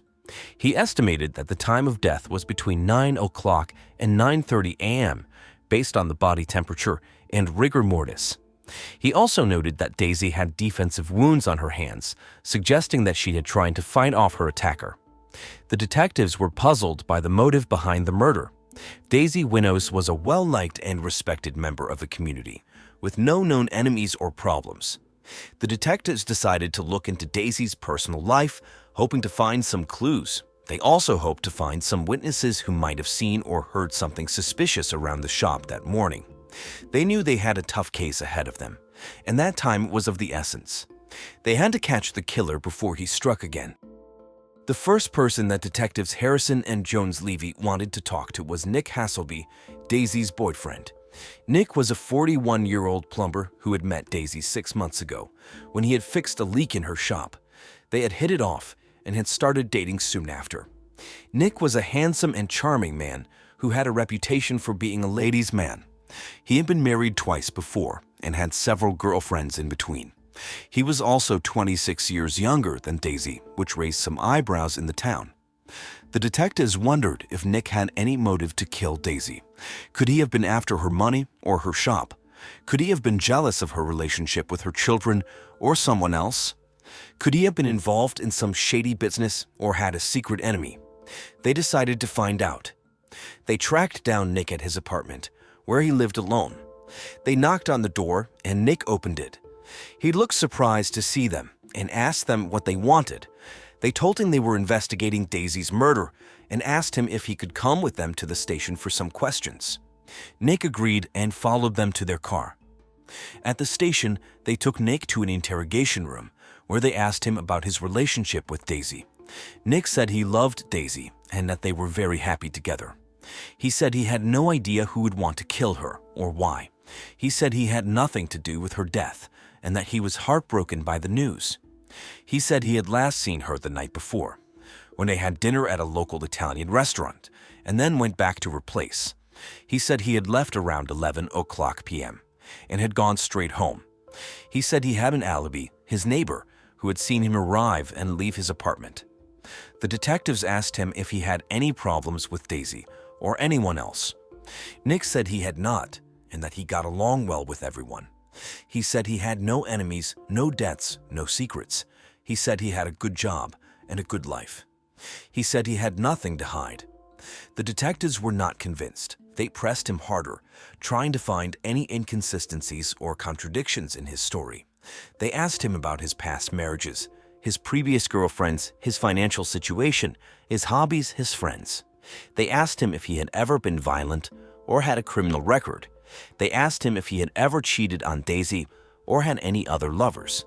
They asked him if he had ever argued with Daisy or had any disagreements. They asked him if he knew anyone who might have a grudge against him or Daisy. Nick denied everything. He said he was faithful, honest, and peaceful. He said he had never hurt anyone or done anything wrong. He said he had no enemies, no rivals, no conflicts. He said he only loved Daisy and wanted to be with her. He said he was innocent and begged them to believe him. The detectives were not sure what to think. Nick seemed sincere, but also suspicious. His story was consistent, but also convenient. His alibi was solid, but also shaky. His motive was unclear, but also possible. They decided to keep him under surveillance and to check his background. They also decided to look for other suspects who might have a stronger connection to the crime. While Mick Hasselby remained a prime suspect, the detectives did not rule out other possibilities. They decided to look into the last person who had seen Daisy alive according to the shot's records. That person was Danny Waters, a 24-year-old man who had bought a bouquet of roses from Daisy at 9:15 a.m., just 20 minutes before her body was found. Danny Waters was an odd and lonely figure in the town. He lived with his mother, Carla, who ran a car wash on the outskirts of Torrington. He had no job, no friends, no hobbies. He rarely left his house, except to run errands for his mother or to visit Daisy's shop. He was also illiterate, having never attended school or learned to read or write. The detectives were curious about Danny's relationship with Daisy. Why did he buy roses from her that morning? Who were they for? What did they talk about? Did he notice anything unusual or suspicious? They decided to pay him a visit. They drove to the car wash, where they found Carla Waters working. She was a 49-year-old woman with a stern and weary face. She greeted them coldly and asked them what they wanted. They told her they were investigating Daisy's murder and that they wanted to talk to Danny. Carla said Danny was not home and that he had nothing to do with Daisy's death. She said Danny was a good boy who never hurt anyone. She said Daisy was a nice lady who was kind to Danny. She said they had no reason to kill her. The detectives asked Carla if they could search her house, and she reluctantly agreed. They followed her to a small and shabby house next to the car wash. They entered and were struck by the smell of dirt and decay. They searched the house, looking for any clues or evidence. They found nothing of interest except for a cardboard box in the attic, where Danny slept. Inside the box, they found a pile of books, magazines, and newspapers. They were puzzled by this, since Danny was illiterate. They asked Carla about it, and she said Danny liked to look at the pictures and that he collected them as a hobby. The detectives were not satisfied with this explanation. They took some of the books and magazines with them and left. They took them to the station, where they examined them more closely. They were shocked by what they found. The books and magazines were all about flowers, gardening, and nature. They were all marked with notes written in a childish and clumsy handwriting. The notes were simple words such as rose, sun, love. The detectives realized that these were not just pictures, but lessons. Someone had been teaching Danny to read. They wondered who that someone was, and they had a hunch. They checked the dates and titles of the books and magazines and compared them with Daisy's shop's records. They found a match. Every time Danny had bought flowers from Daisy, he had also received a book or a magazine from her. The detectives had discovered a surprising connection. Daisy, moved by Danny's illiteracy, had been secretly tutoring him in her spare time. She had been giving him books and magazines, along with notes and instructions, to help him learn to read. She had been doing this for months without anyone's knowledge. The detectives were amazed by this revelation. They wondered what Daisy's motive was and what Danny's feelings were. They wondered if this was a platonic or romantic relationship and how Carla felt about it. They wondered if this had anything to do with Daisy's murder. They decided to talk to Danny again and to find out more. The case seemed to hit a dead end as the detectives ran out of leads and suspects. Nick Hasselby and Danny Waters had solid alibis, and no other person had a clear motive or opportunity to kill Daisy. The detectives were frustrated and desperate as the media and the public demanded answers. Then, a ray of hope. A forensic technician, working on the fingerprint analysis, found a match. A single print left on the cleaver that was used as the murder weapon belonged to none other than Carla Waters, Danny's mother. The detectives were stunned by this discovery. Carla Waters had not been on their radar as she had no apparent connection to Daisy, except for being Danny's mother. She had also cooperated with the police and had allowed them to search her house. She had seemed indifferent rather than suspicious. The detectives wondered what Carla's motive was and how and why she had pulled off the crime. They decided to confront her and to get some answers. The fingerprint match was a game changer for the detectives. They had a new suspect and a new lead. They decided to dig deeper into Carla Waters' background and to find out what she was hiding. Carla Waters was a 49-year-old woman who had lived in Torrington all her life. She had never married and had raised Danny on her own. She ran a car wash on the edge of town, which she had inherited from her father. She was a quiet and reserved person who kept to herself and rarely socialized. She was also fiercely protective of Danny, who she considered her only reason for living. The detectives also learned that Carla had a troubled past, marked by trauma and abuse. She had become pregnant with Danny at 15. She had never told anyone about it and had given birth to Danny in secret. Carla had developed a twisted form of maternal obsession, bordering on abuse. She had isolated Danny from the world and had denied him any education, socialization, or normalcy. She had forced him to eat only raw barley like a horse and had made him sleep naked in a cardboard box in the attic. She had controlled every aspect of his life and had convinced him that she was the only person who loved him and cared for him. The detectives also learned that Carla had a paranoid and delusional personality fueled by her guilt and fear. She had believed that Danny and Daisy were having sex and that they were plotting to kill her. She had spied on them and had seen them exchanging books and notes. She had misinterpreted their innocent gestures as signs of betrayal and conspiracy. She had become consumed by an irrational jealousy and had decided to take matters into her own hands. The detectives had enough evidence to arrest Carla and to confront her with the truth. They went to her house, where they found her sitting on the couch, watching a replay of Donahue. She looked calm and composed, as if nothing had happened. She greeted them politely and asked them what they wanted. They told her they had a warrant for her arrest and that they knew she had killed Daisy. They showed her the fingerprint match and the books and notes they had found in Danny's box. Carla's demeanor changed instantly. She became agitated and defensive and denied everything. She said they had no proof and that they were lying. She said she had nothing to do with Daisy's death and that she loved Danny more than anything. She said Danny and Daisy were the ones who had killed her and that they were trying to frame her. She said they were evil and that she deserved to die. The detectives were shocked by Carla's reaction.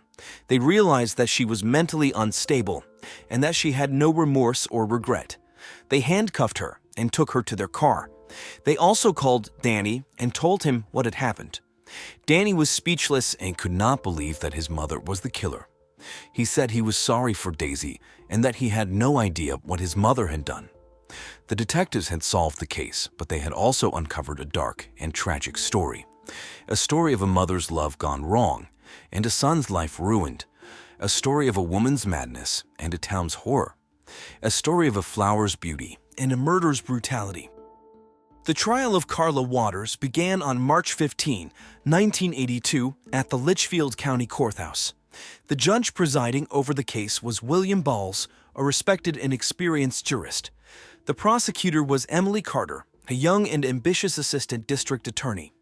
The defense attorney was Thomas Hines, a seasoned and skillful public defender. The prosecution's case was built on the fingerprint evidence, the books and notes found in Danny's box, and the testimony of Danny and the detectives. Emily Carter portrayed Carla as a cold-blooded and calculating killer who had planned and executed the murder of Daisy Winnows out of a twisted sense of control over her son. She argued that Carla had acted with premeditation and malice, and that she deserved the maximum penalty, life imprisonment without parole. The defense's case was based on Carla's mental state, her abusive past, and her lack of criminal record. Thomas Hines argued that Carla was a mentally ill and traumatized woman who had suffered from a psychotic break and had acted under the influence of a delusion. He pleaded for the jury's mercy and compassion and asked them to consider a lesser charge, manslaughter. The trial lasted for 2 weeks and was filled with dramatic and emotional moments. Daisy's friends and colleagues testified about her kindness and generosity and expressed their grief and outrage. Danny testified about his mother's abuse and his relationship with Daisy and broke down in tears. Carla testified in her own defense and maintained her innocence and her delusion and showed no remorse or empathy. The jury, composed of 6 men and 6 women, deliberated for 3 days. They reviewed the evidence, the testimonies, and the arguments. They weighed the facts, the emotions, and the law. They debated, argued, and voted. Finally, they reached a unanimous verdict: guilty of first-degree murder. The verdict was announced on March 29, 1982, at 4:15 p.m. The courtroom was silent as the jury foreman read the verdict. Then a wave of reactions swept the room. Some gasped, some sobbed, some cheered. Carla Waters showed no reaction and remained expressionless. Judge Bowles thanked the jury for their service and pronounced the sentence: life imprisonment without the possibility of parole. He ordered Carla to be taken away and adjourned the court. For Daisy's family, the verdict was a bittersweet closure. They finally learned the truth about their mother's final days and saw justice done. But they also felt the pain of their estrangement and the loss of their chance to reconcile. They hugged each other and vowed to stay in touch. The trial of Carla Waters was over, but the aftermath of her crime was not. The lives of those affected by her actions were forever changed, and they had to find a way to move on. Danny Waters, the son of the killer and the friend of the victim, faced the most challenges. He had been freed from his mother's tyranny, but he had also lost the only person who had shown him kindness and compassion. He had to deal with the trauma of his past and the uncertainty of his future. He had to learn to read, to work, to live. He did not have to do it alone, though. He received extensive therapy and support from the community, who rallied around him and offered him help and hope. He also received a generous donation from Daisy's family, who forgave him and wished him well. He eventually found a job at a local bookstore, where he developed a passion for reading and learning. He also found love and married a young woman who accepted him for who he was. He had a son, whom he named Carl after Daisy's late husband. He never forgot Daisy and kept a picture of her in his wallet. He visited her grave every year and thanked her for changing his life. Detectives Harrison and Jones Levy, the heroes of the case, also faced some challenges. They had witnessed one of the most tragic and twisted stories of human nature. They had seen the best and the worst of humanity, and they had been affected by it. They continued their careers, but they also sought counseling and support. They vowed to bring justice to victims and closure to their families, but they also learned to cope with their own emotions and stress. They remained partners and became friends. The town of Torrington, the scene of the crime, also faced some challenges. It had been shaken by the events of that winter and had lost some of its innocence and security. It had to deal with the stigma and the sorrow, and to rebuild its reputation and its spirit. It did not have to do it alone, though. It received support and sympathy from neighboring towns and cities, who offered their condolences and assistance. It also received recognition and praise from the state and the nation, who applauded its resilience and courage. It gradually healed and regained its peace and harmony. Daisy's flower shop, now owned by a young couple who had admired her work, remained a landmark, a silent reminder of the vibrant life cut short and the enduring complexities of the human condition. The case of Daisy Winnows serves as a chilling reminder that appearances can be deceiving, and the darkness within the human heart can manifest in unexpected forms.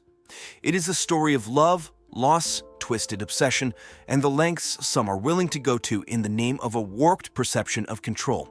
It is a story that leaves a lasting impact, a testament to the resilience of the human spirit in the face of tragedy, an enduring search for truth and justice. In the heart of Boulder, Colorado, nestled among the majestic Rocky Mountains, lived Daniel Malinsky, a 46-year-old professor with a profound knowledge of geology. His life was a tapestry of dedication to science and personal battles. Yet, these struggles never overshadowed his reputation as a brilliant mind and a cherished educator at the University of Colorado. In March of 1988, the small town of Boulder, Colorado was abuzz with excitement as the spring semester began at the University of Colorado. Daniel Malinsky, with his salt and pepper hair and wire-frame glasses, was a familiar face among the faculty. Known for his captivating lectures on the geological wonders of the world, he had garnered a reputation as one of the most respected professors in his field. His office, cluttered with rock samples and geological maps, was a testament to his passion for the subject. But behind the scenes, Daniel's life was far from perfect. He had battled with alcohol addiction for years, and although he had managed to achieve sobriety, the scars of his past still haunted him. His struggle with bipolar disorder added another layer of complexity to his already turbulent life. Yet, despite these challenges, Daniel remained committed to his work and his family. His son Vincent, a bright and ambitious 13-year-old, was attending the Colorado School for the Deaf. Daniel, wanting to create a comfortable space for his son, had embarked on a project to convert the attic into a bedroom. He spent countless hours researching the best materials and meticulously planning the renovation. The attic was filled with boxes of insulation, tools, and blueprints, evidence of Daniel's unwavering love. Even as he navigated the complexities of his own life and his marriage to his wife, Sandra. Amidst this backdrop, Daniel's death struck a chord of mystery. Was it an unfortunate accident, a desperate act of suicide, or something more nefarious? As we delve deeper into this enigma, we invite you to join us on this journey of discovery. Together, we will explore the life and untimely demise of Daniel Malinsky. On that fateful day in March 1988, the tranquil city of Boulder, Colorado was basking in the warmth of a clear and calm afternoon. The residents went about their daily routines, unaware that tragedy was about to strike the peaceful neighborhood. Daniel Malinsky, a 46-year-old esteemed professor of geology at the University of Colorado, was engrossed in a home improvement project. He had been diligently working on converting his attic into a cozy bedroom for his beloved son, Vincent, a student at the Colorado School for the Deaf who eagerly anticipated the completion of his new space. As the afternoon sun cast its gentle glow upon the picturesque landscape, Daniel, with his tools in hand, ascended the ladder to install a window in the attic. It was a routine task for him, having spent years honing his handyman skills. However, on this fateful day, tragedy struck with a merciless force. In a sudden and inexplicable turn of events, Daniel lost his footing and plummeted to his untimely demise. The deafening silence of the fall was shattered by the anguished cry of Sandra Malinsky, Daniel's wife and a professor of English literature at the same university. The shock and disbelief that washed over her were palpable as she stood there, frozen in the face of this unimaginable tragedy. Sandra, her heart pounding, immediately dialed emergency services, her trembling fingers struggling to find the right buttons on the rotary phone. The authorities were dispatched with urgency, racing against time to unravel the mysteries surrounding Daniel's death. As news of the tragic incident spread, the tight-knit community of Boulder was left reeling. The local newspaper, the Boulder Daily Camera, covered the story extensively, capturing the collective sorrow that gripped the town. Friends, colleagues, and students mourned the loss of a man who had left an indelible mark on their lives. The investigation into Daniel Malinsky's death began in earnest, with the Boulder Police Department meticulously examining the scene for any clues or signs of foul play. The media attention surrounding the case intensified, with television stations like KMGH-TV and KCNC-TV reporting on the ongoing investigation, hoping to shed light on the enigma that had shattered the tranquility of Boulder. The Boulder Police Department swiftly responded to the distress call from Sandra Malinsky, who had discovered her husband's lifeless body. Led by seasoned investigator Detective Michael J. Miller, known for his meticulousness, the team arrived at the scene prepared to unravel the mysteries surrounding Daniel Malinsky's tragic death. The attic, where the incident occurred, was meticulously examined by the investigators. The room appeared to be in pristine condition, devoid of any signs of struggle or disturbance. The investigators carefully combed through every inch of the space, searching for clues that could shed light on the circumstances leading to Daniel's demise. As they meticulously analyzed the attic, the investigators took note of the window that Daniel had been installing before his fall. They examined the window frame, checking for any signs of faulty installation or structural issues that could have contributed to the tragedy. They also inspected the tools and materials present in the vicinity, looking for any potential hazards or malfunctions. To gain a comprehensive understanding of the events leading up to Daniel's fall, the investigators interviewed Sandra Malinsky and other individuals close to the deceased. They learned that Daniel had been working tirelessly on converting the attic into a bedroom for their son, Vincent. It was an ambitious project, and Daniel had been eagerly preparing the space for his son's arrival. During the interviews, the investigators discovered that Daniel had been struggling with bipolar disorder and was a recovering alcoholic. They delved into his medical history, seeking to determine if these factors played a role in his untimely demise. They reached out to medical professionals, seeking expert opinions on the potential impact of these conditions on Daniel's mental and physical well-being. The investigators, determined to leave no stone unturned, reviewed the evidence collected thus far. They consulted with forensic experts, seeking their insights into the cause of Daniel's fall. Every detail was examined, from the angle of the fall to the presence of any substances that could have impaired Daniel's judgment. With each passing day, the investigation grew more complex as the investigators worked tirelessly to uncover the truth behind Daniel Malinsky's tragic death. Sandra Malinsky, a 42-year-old professor of English literature at the University of Colorado, found herself at the center of the investigation into the mysterious death of her husband, Daniel Malinsky.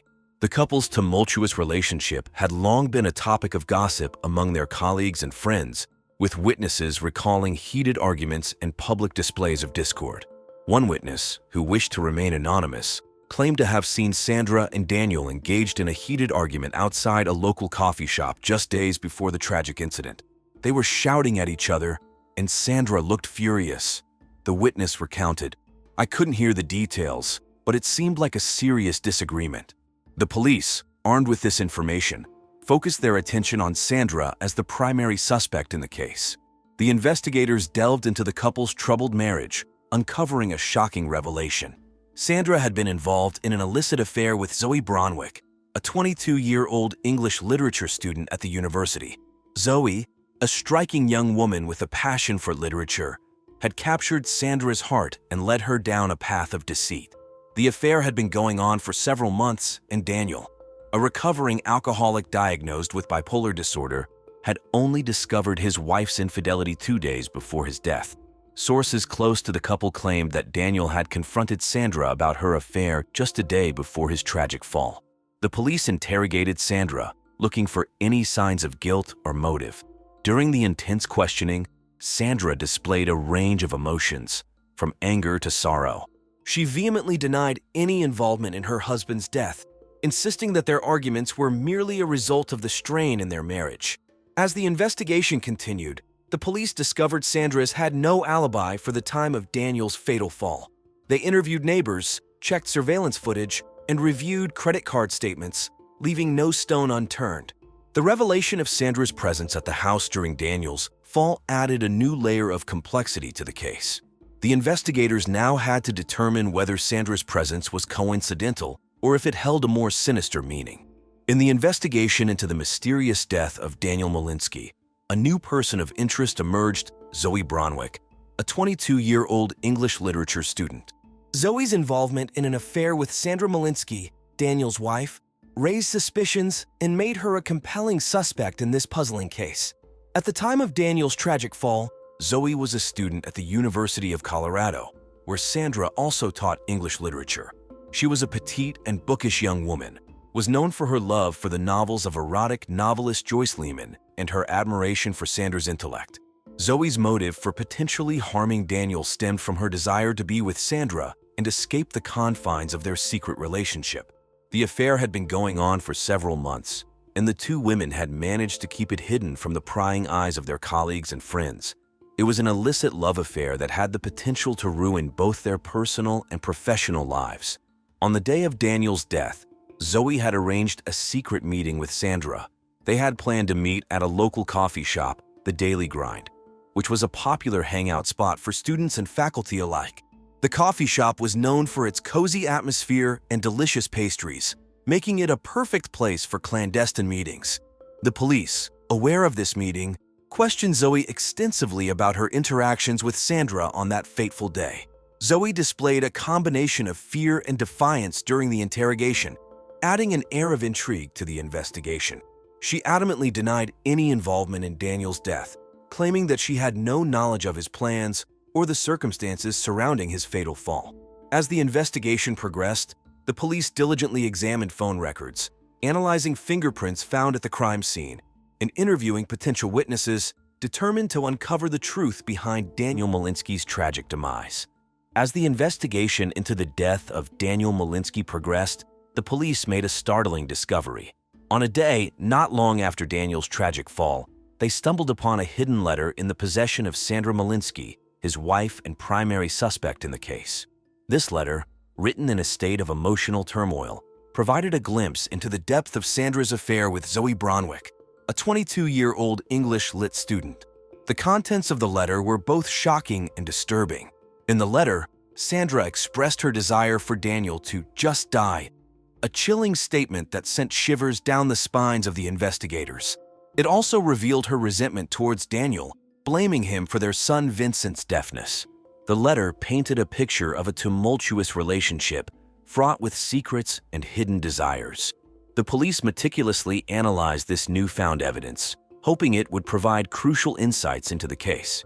They sought the assistance of forensic experts, hoping to link it definitively to Sandra and establish its authenticity. They also reached out to handwriting analysts to compare the writing in the letter to known samples of Sandra's handwriting. As news of the investigation spread, the media seized upon the sensational nature of the case. Newspapers and television stations across Boulder were abuzz with speculation and theories. Journalists camped outside the Malinsky residence, hoping to catch a glimpse of Sandra or Zoe, who had become local celebrities in their own right. The case took a surprising turn when a witness came forward, claiming to have seen Sandra and Zoe arguing vehemently in a local cafe on the day of Daniel's death. This witness, a regular patron of the cafe, provided a detailed description of the heated exchange, further fueling suspicions of foul play. With each passing day, the investigation into the death of Daniel Malinsky grew more complex. The police painstakingly sifted through the evidence, determined to uncover the truth behind this puzzling case.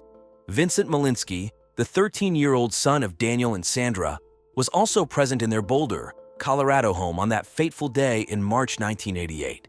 As investigators delved deeper into the case, they considered the possibility that Vincent may have witnessed or inadvertently played a role in his father's death.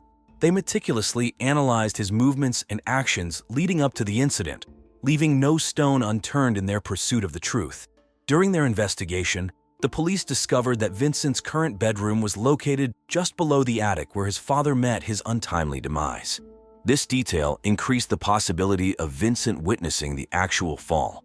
Furthermore, the investigators interviewed Vincent's classmates and teachers at the Colorado school for the death, seeking any information that could shed light on his behavior or potential involvement in his father's death.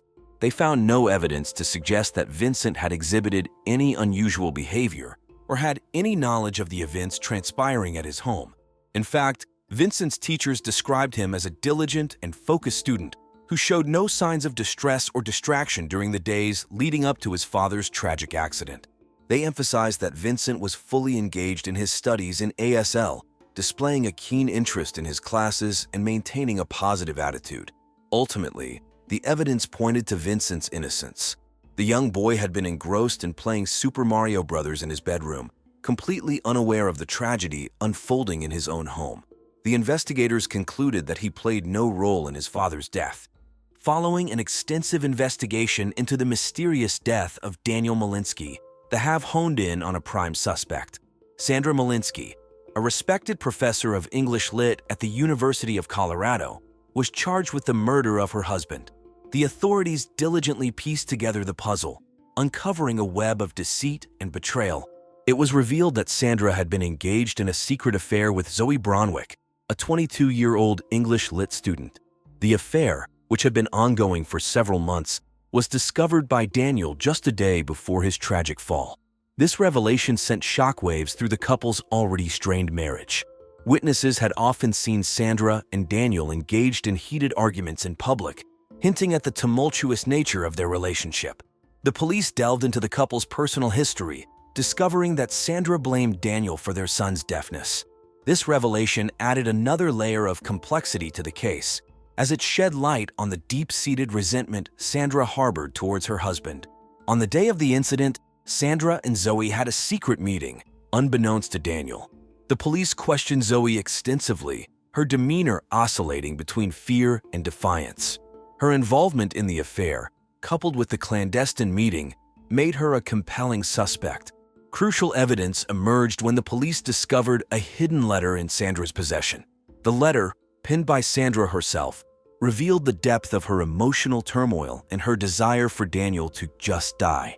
It also contained sexually explicit details about her affair with Zoe and her blame towards Daniel for their son's condition. This newfound evidence provided valuable insights into Sandra's mindset leading up to the tragic events.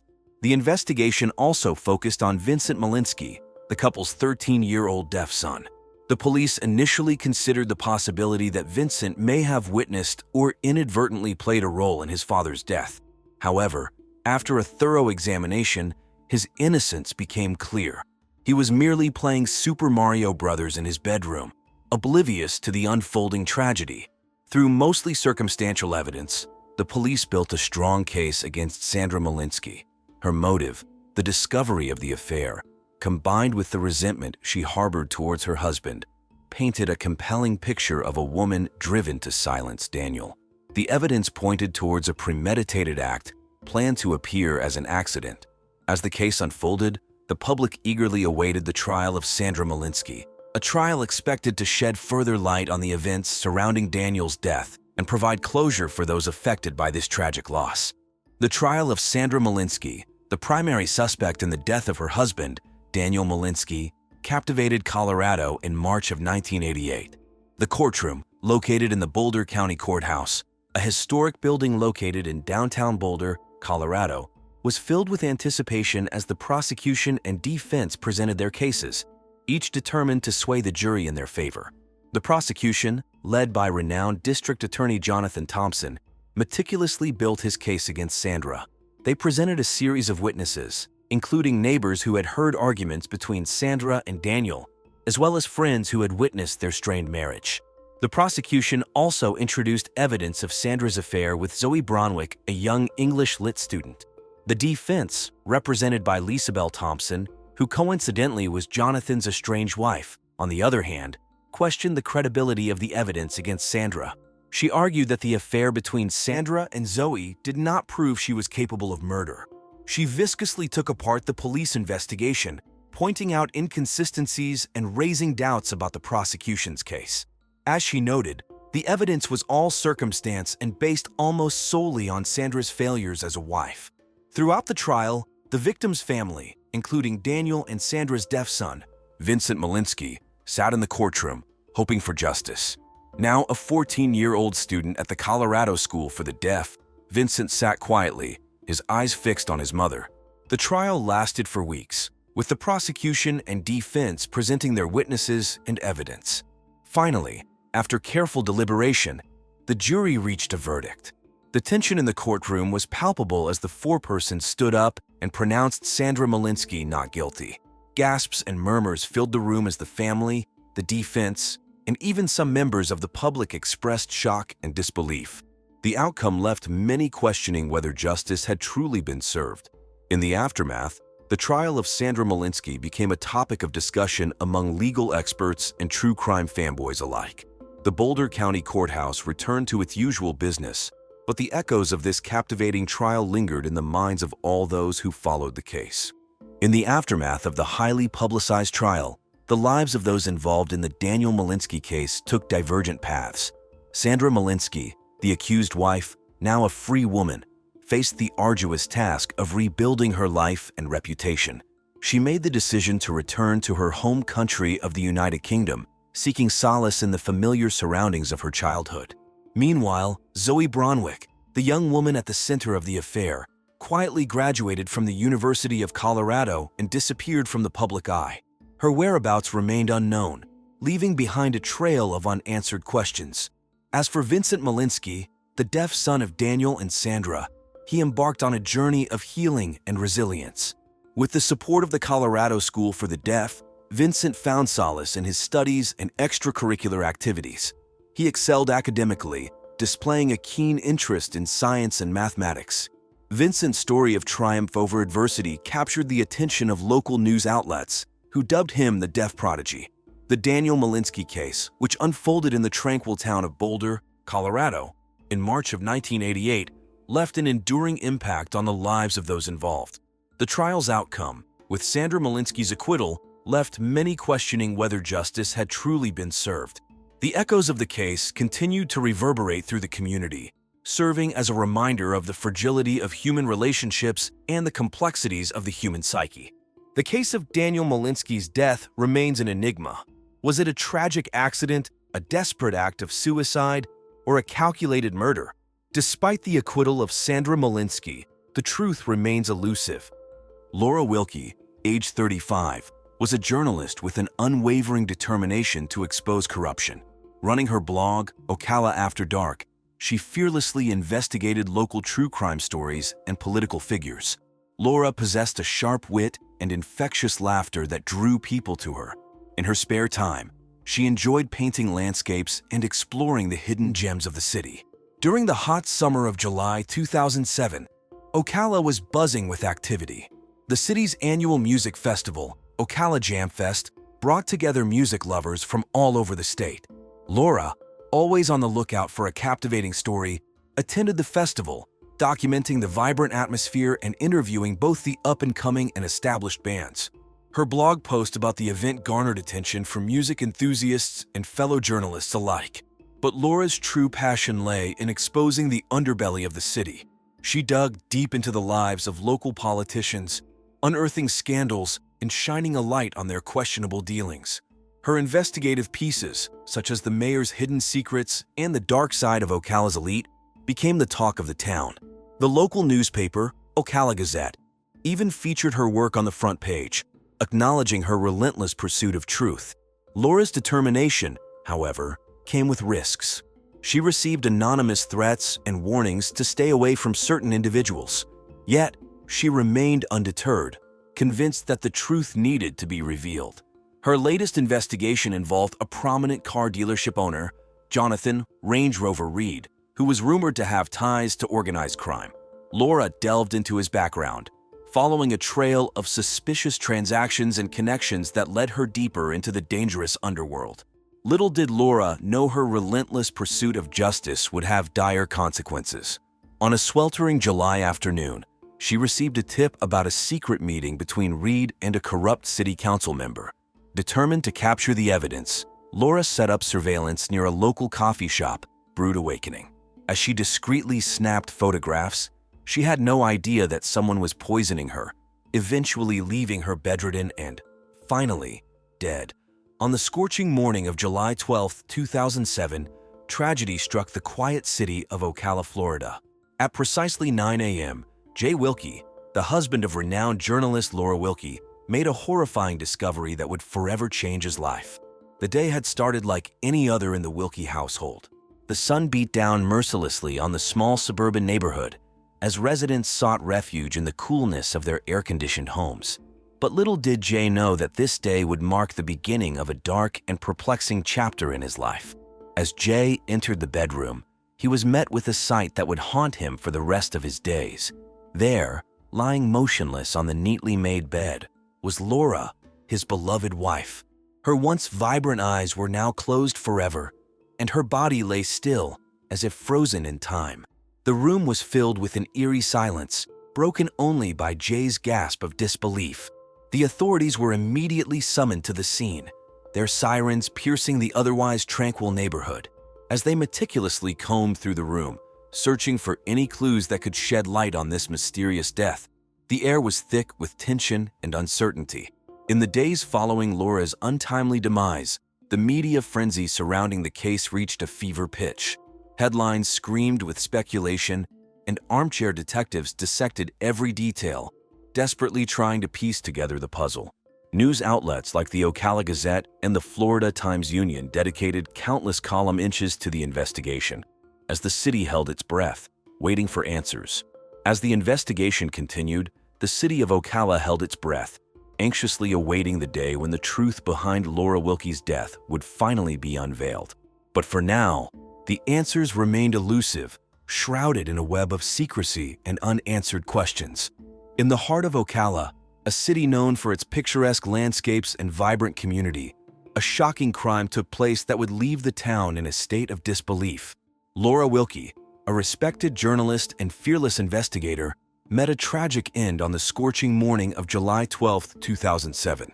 Detectives Olivia Gressel and Mark Hastur, renowned for their meticulous approach to investigations, swiftly arrived at the scene. The Ocala Police Department was determined to solve this heinous crime and bring justice to Laura and her grieving loved ones. As they entered the house, a sense of eerie calm hung in the air. There were no signs of forced entry, suggesting that the killer had either been known to Laura or possessed a level of cunning that allowed them to gain access undetected. The detectives meticulously combed through every inch of the crime scene, searching for any clue that could shed light on Laura's untimely demise. The house appeared immaculately clean, as if someone had meticulously tidied up after the crime. However, their attention was soon drawn to the cause of death: poisoning. The exact substance used remained a mystery, leaving the investigators puzzled and determined to uncover the truth. With a keen eye for detail, the detectives photographed every inch of the crime scene, capturing potential DNA samples and any other evidence that could potentially lead them to the killer. They knew that in order to solve this perplexing case, they would need to leave no stone unturned. As the investigation unfolded, the town of Ocala was gripped with a sense of unease. The investigation into Laura Wilkie's murder would prove to be a complex puzzle, one that would challenge the detectives' skills and test their resolve. As the summer heat continued to bear down on Ocala, the search for the truth intensified, leaving the town anxiously awaiting the day when justice would finally be served. The initial focus of the investigation turned towards Jay Wilkie, a 49-year-old man who owned a flourishing gardening supply store in Ocala, Florida. Known for his friendly demeanor and charm, Jay was a familiar face in the community, often seen mingling with customers and offering expert advice on horticulture. However, beneath this amiable facade, there were whispers of a darker side. Detectives Olivia Gressel and Mark Hastur, leading the investigation, delved into Jay's relationship with his wife Laura, searching for any clues that could shed light on a possible motive.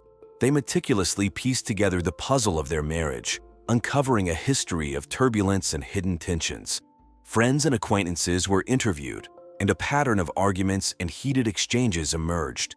As the detectives delved deeper into Jay's personal life, they discovered a series of text messages exchanged between him and Laura in the weeks leading up to her tragic demise. The messages were from Laura begging Jay to not go near her, something that obviously indicated cracks in the foundation of their marriage. The detectives, determined to uncover the truth, obtained a warrant to search Jay's phone records, hoping to find more evidence that could connect him to Laura's murder.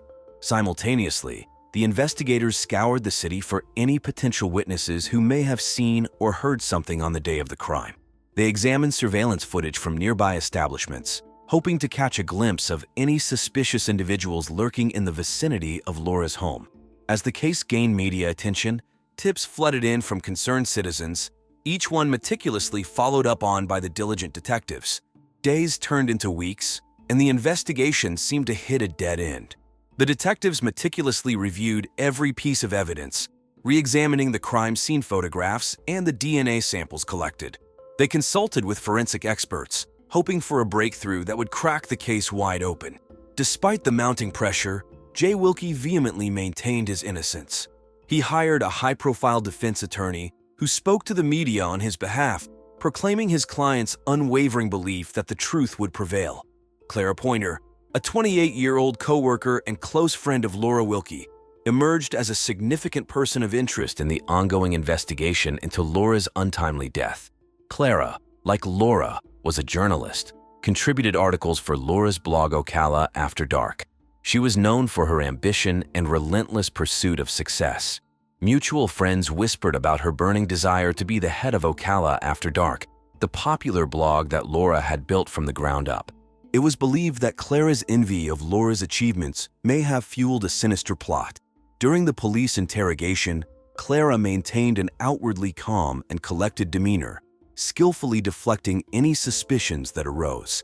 She vehemently denied any involvement in Laura's murder, claiming that their friendship was genuine and that she had no reason to harm her colleague.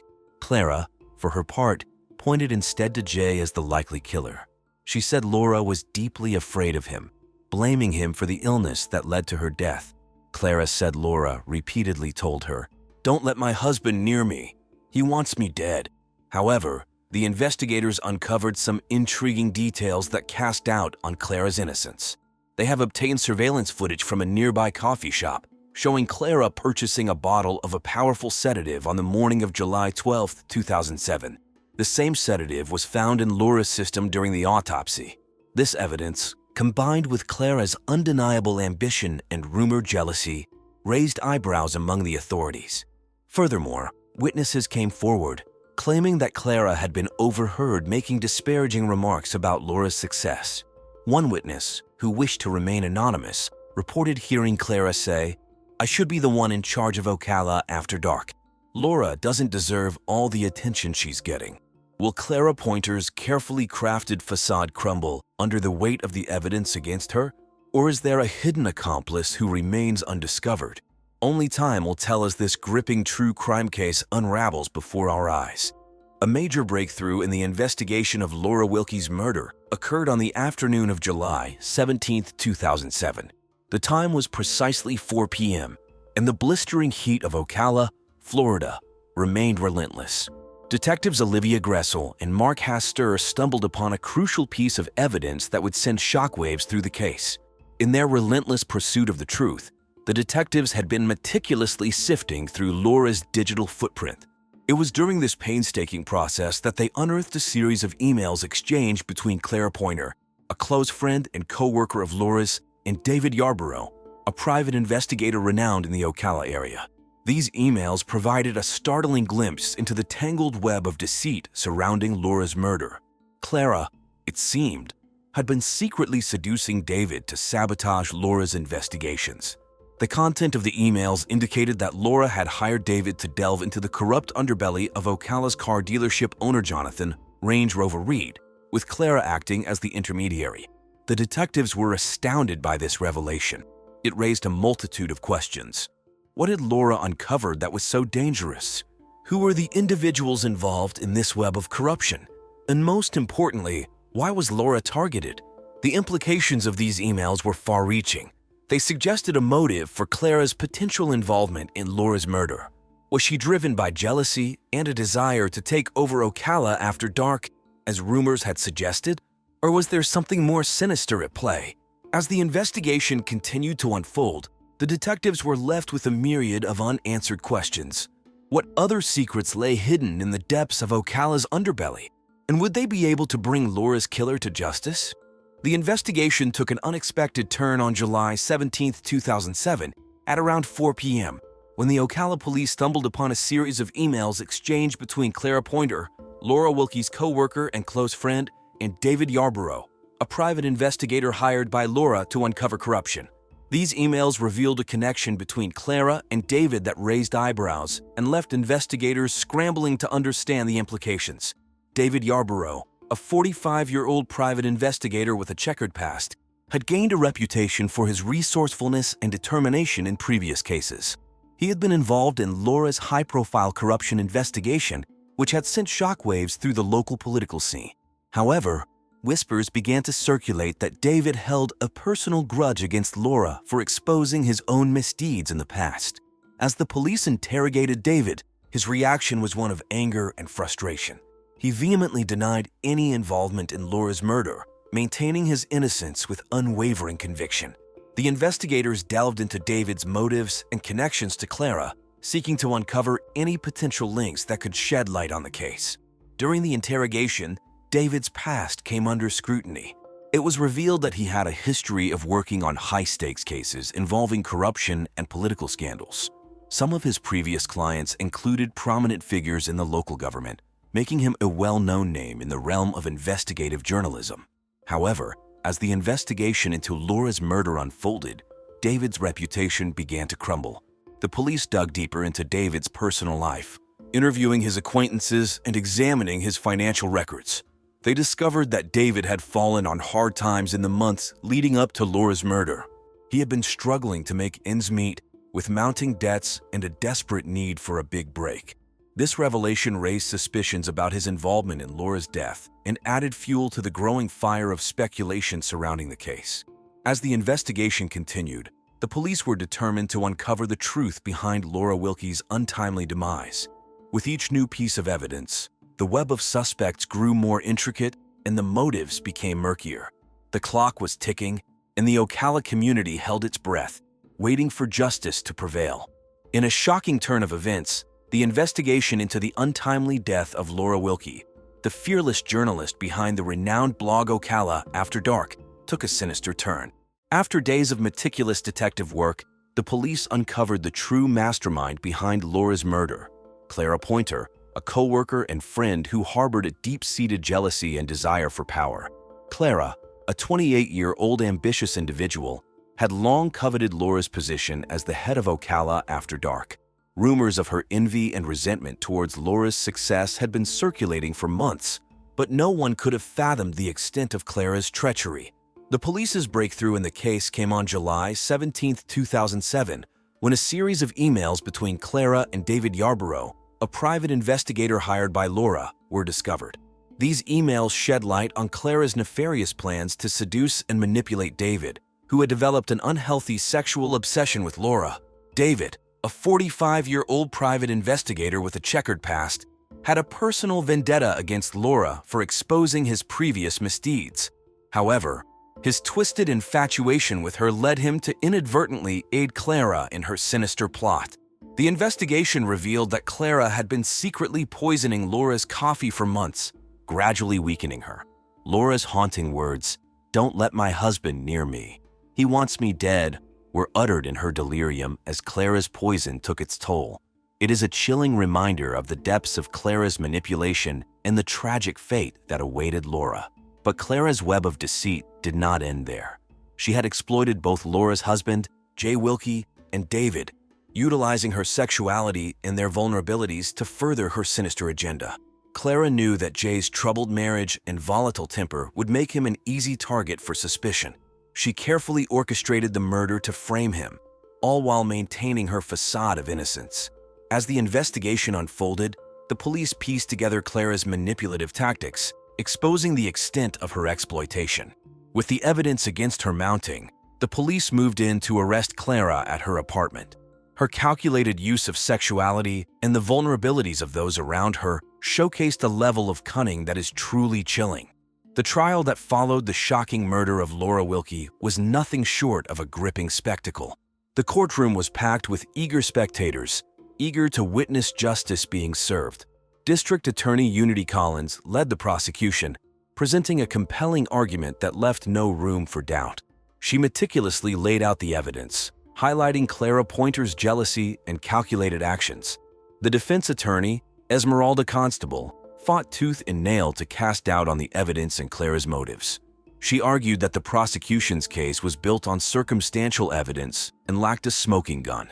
However, the weight of the evidence against Clara was overwhelming, leaving the defense with an uphill battle. Emotions ran high as Laura's family took their seats in the courtroom. They had endured months of heartache and uncertainty, desperately seeking justice for their beloved daughter.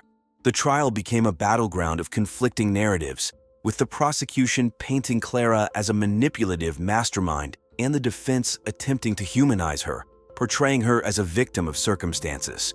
Throughout the trial, the jury listened intently to the testimonies of witnesses, examined the physical evidence, and reviewed the damning emails exchanged between Clara and the private investigator, David Yarborough. The emails revealed Clara's sinister plans and her attempts to manipulate both Jay Wilkie and David. After hours of deliberation, the jury delivered their unanimous verdict, guilty.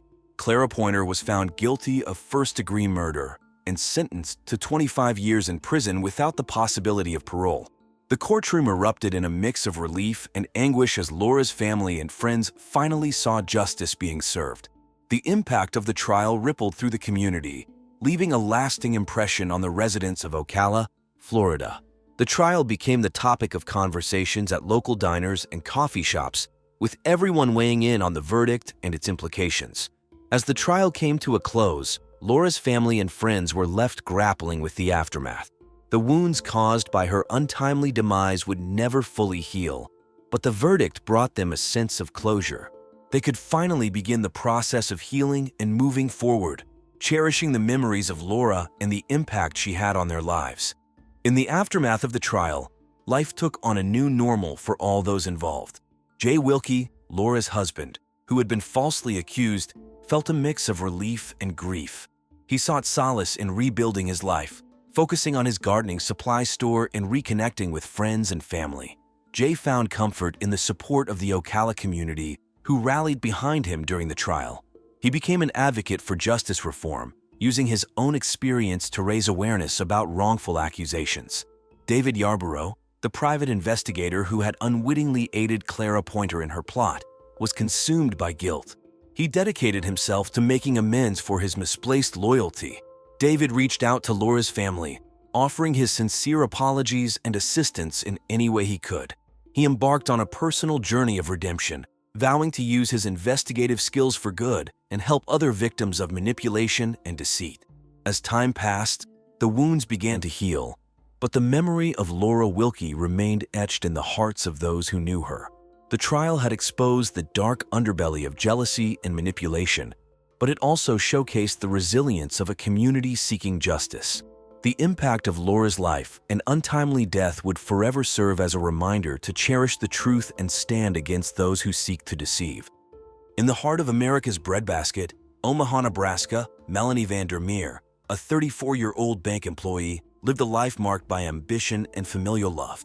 A graduate of Creighton University, she had majored in finance, a field she navigated with precision and passion. As a mother to 3-month-old Addison and wife to Peter Vandermeer, Melanie's life was a tapestry of modern motherhood and career aspirations. Melanie's colleagues at the First National Bank of Omaha knew her as a diligent worker, often staying late to ensure her clients' needs were met. Her LinkedIn profile, a relatively new phenomenon in June of 2005, showcased endorsements for her financial acumen and dedication. At home, Melanie was the nucleus of her family, her relationship with her husband Peter appearing to be a testament to partnership and mutual support, at least on the surface. Her family, including her sister Emily and parents John and Diane, were fixtures in her life. They often gathered for Sunday dinners, a tradition that Melanie cherished. These intimate gatherings were a blend of old and new, where stories from the past mingled with discussions of the latest episode of Desperate Housewives, a show Melanie enjoyed for its portrayal of complex women.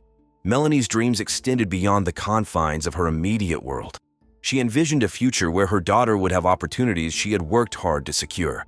Only days before her death, Melanie had excitedly spoken of plans to enroll Addison in the prestigious Brownell Talbot School, ensuring a head start for her education. As Melanie and Peter boarded their flight to Cancun, a couple's only trip to celebrate their second marriage anniversary, her thoughts were a mix of anticipation for the sandy beaches she'd seen in Travel and Leisure magazine and a well-deserved break from the rigors of new parenthood. Little did she know that this journey to paradise would be her last. On June 15, 2005, as the early morning sun cast a golden hue over the white sands of Cancun, a grim discovery disrupted the serene ambience of this tropical haven. At approximately 6:30 a.m., with the resort town slowly stirring to life, Maria Hernandez, an 82-year-old local known for her daily beachcombing rituals, stumbled upon a scene that would haunt the peaceful shores and make headlines far beyond the Yucatan Peninsula. The body of Melanie Vandermeer, still clad in a J.Crew bikini, a popular brand featured in the summer catalogs of that year, was found lifeless, embraced by the gentle yet relentless waves of the Gulf of Mexico. Maria, who had lived through the transformation of Cancun from a sleepy fishing village to a bustling tourist hotspot, was no stranger to the occasional aftermath of nighttime revelries left on the beach. However, the sight of Melanie's body was an inconceivable departure from the norm. The local authorities were notified promptly, thanks to a nearby tourist who lent Maria his Nokia cell phone, a device that had become a staple in the connectivity of the era. The police arrived on the scene with a sense of urgency, a response time reflecting the gravity of the situation and the potential impact on Cancun's image as a safe and exotic getaway, frequently featured in the pages of Condé Nast Traveler.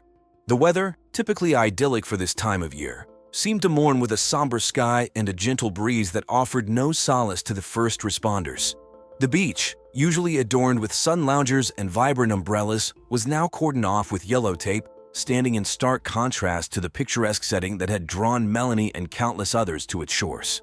Maria, with decades of life etched into her weathered face, displayed a stoic calmness that belied the shock of her discovery. Her statement to the police was clear and concise, providing the initial narrative to what would become a complex and heart-wrenching investigation into the untimely death of a young mother and wife. The arrival of the Quintana Roo police at the now secluded section of Cancun's coastline was swift, a testament to the Mexican authorities' commitment to maintaining the resort's image, as depicted in glossy brochures, a sun-soaked retreat from the daily grind. Detectives Alejandro Ruiz and Sofia Blanco, seasoned officers with years of experience between them, were met with a scene that juxtaposed the natural beauty of the locale with a chilling narrative.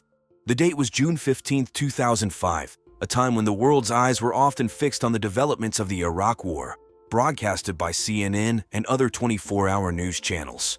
Yet here, the only conflict was between the tranquility of the resort town and the violence suggested by the discovery at its shore.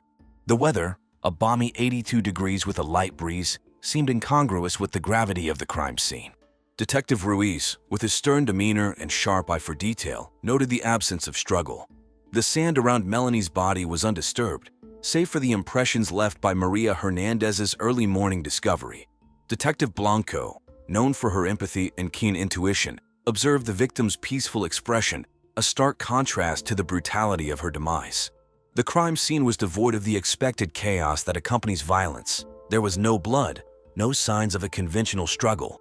The detectives surmised that Melanie had been drowned, a hypothesis that would later be confirmed by the medical examiner. The Gulf waters had cleansed any immediate evidence, leaving the investigators to rely on forensic methods that were becoming increasingly sophisticated, even as shows like CSI, Crime Scene Investigation, popularized them to the public. The police meticulously documented the scene, utilizing digital cameras, a relatively new addition to their investigative toolkit, to capture the area in detail. They collected samples of sand and water near the body, hoping that the burgeoning field of forensic science might yield microscopic clues. The absence of Melanie's personal effects suggested a robbery or an attempt to conceal her identity, complicating the case further.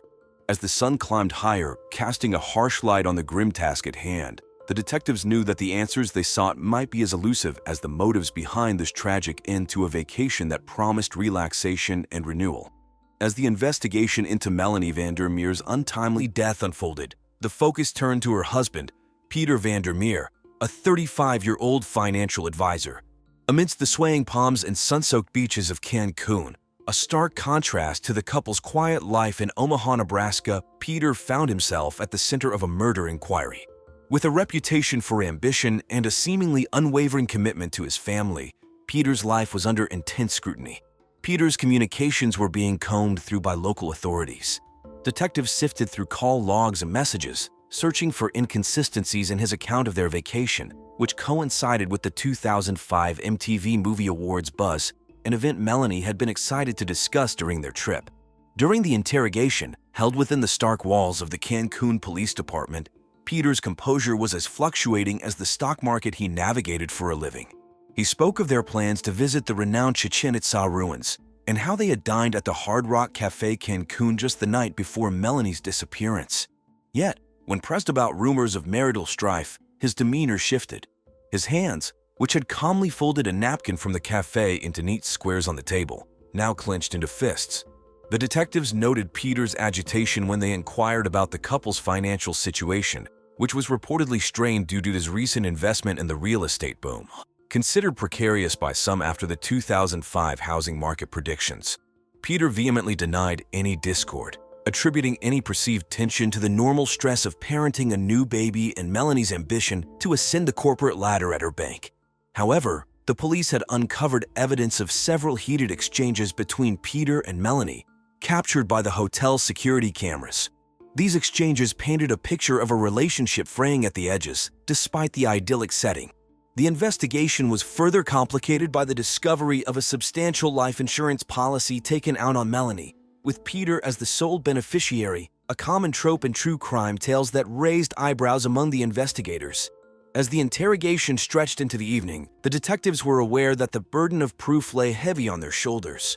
Cancun, a city pulsating with the rhythm of nightlife and the whispers of Caribbean winds, was now the backdrop of a narrative that had shifted from romantic getaway to sinister plot.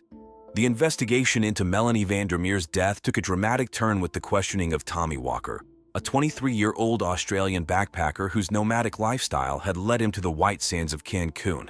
His rugged charm and the allure of adventure had captivated Melanie, resulting in a clandestine affair that now placed him in the crosshairs of a murder investigation.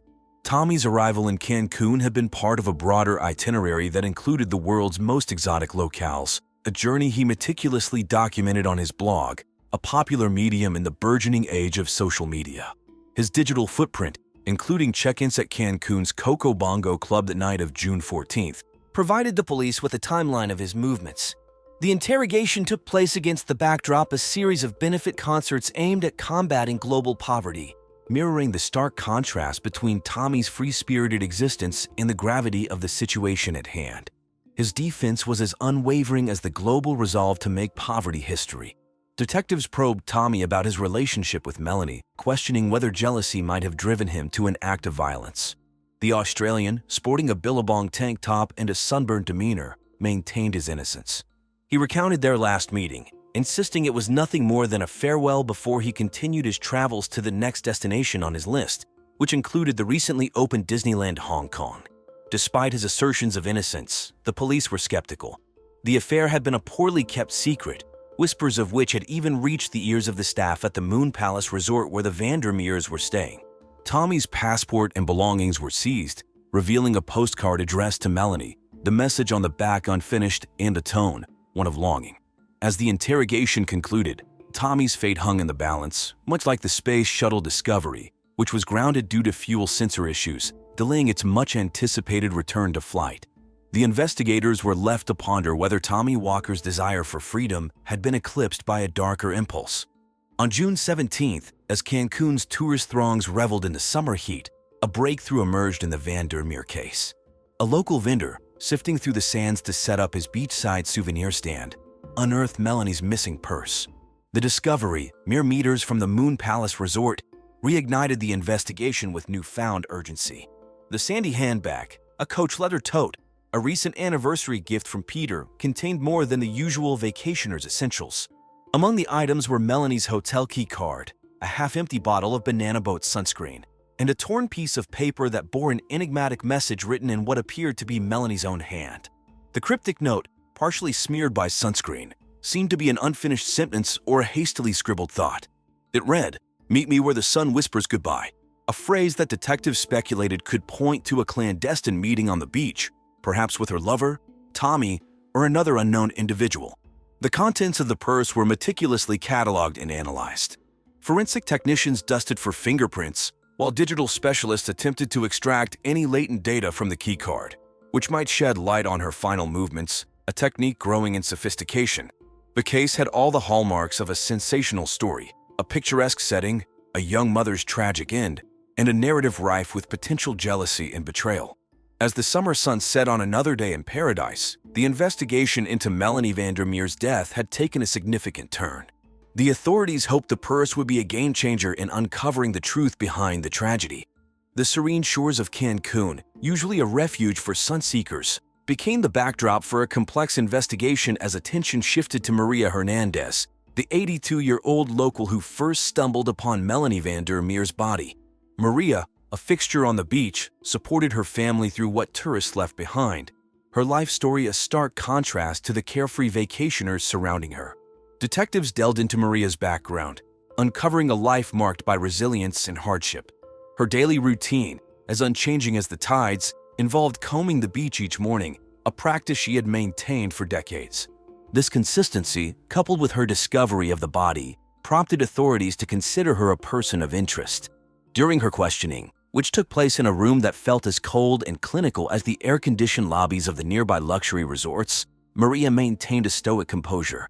Her account was detailed and precise, reminiscent of the factual reporting style seen in the pages of National Geographic, which featured an article on the resilience of the elderly.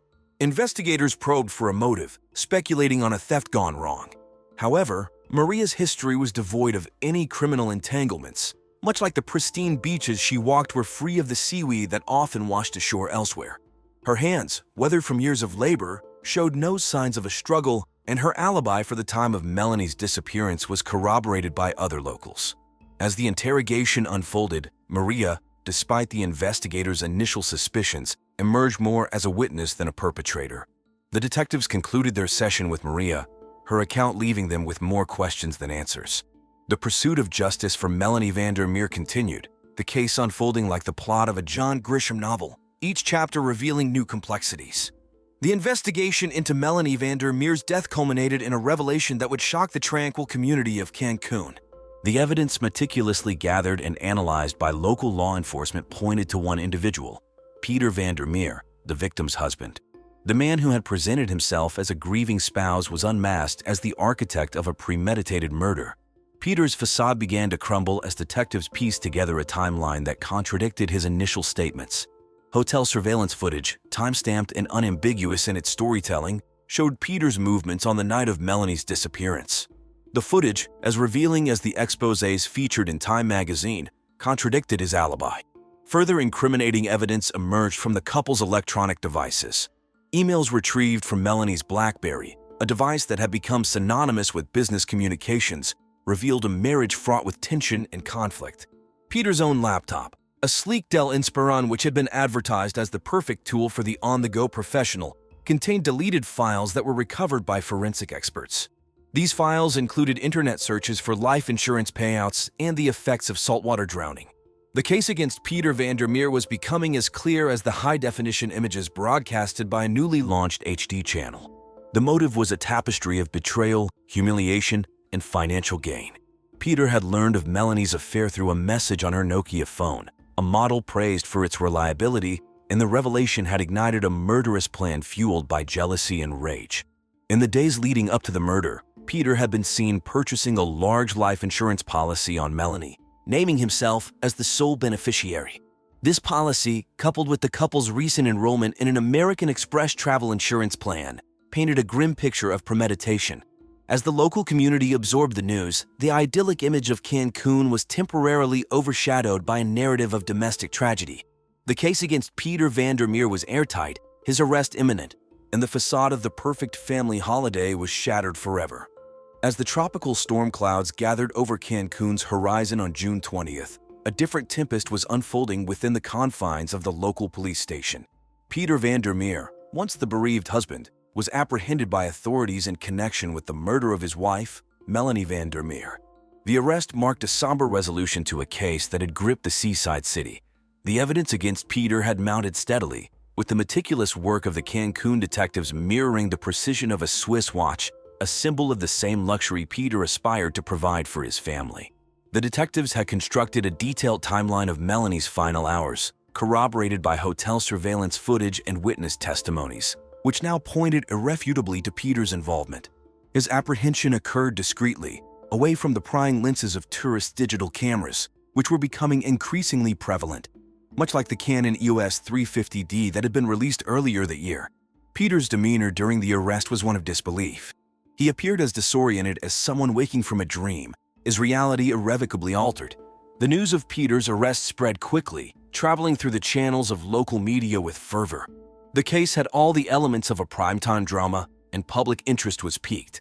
Melanie's family, who had flown in from Nebraska, a state known for its rolling plains rather than sandy beaches, was present at the station. The mix of emotions was palpable, relief at the progress of the investigation, intertwined with the profound grief of loss. The Vandermeer family had been regular attendees at the Heartland Church back home, seeking solace in their faith, which was now tested in the most tragic of circumstances. As Peter was escorted to a holding cell, the storm outside unleashed its fury on Cancun. The sound of rain on the police station roof provided a grim soundtrack to the unfolding events. The arrest marked the beginning of a new chapter in the case, one that would lead to the judicial system where evidence would be weighed and a verdict rendered. The trial of Peter Vandermeer, set against the backdrop of a Cancun summer, commenced with the weight of expectation. The evidence laid out before the court was as compelling as the latest investigative series gracing the cover of Rolling Stone.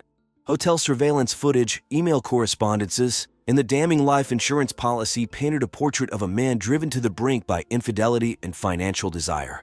Defense attorney Miguel Torres, known for his advocacy as robust as the defense strategies outlined in John Grisham's legal thrillers, pleaded for leniency. He highlighted Peter's lack of criminal history and his role as a father, drawing a parallel to the public's sympathy for Martha Stewart, who had recently returned to the limelight after her own legal battles.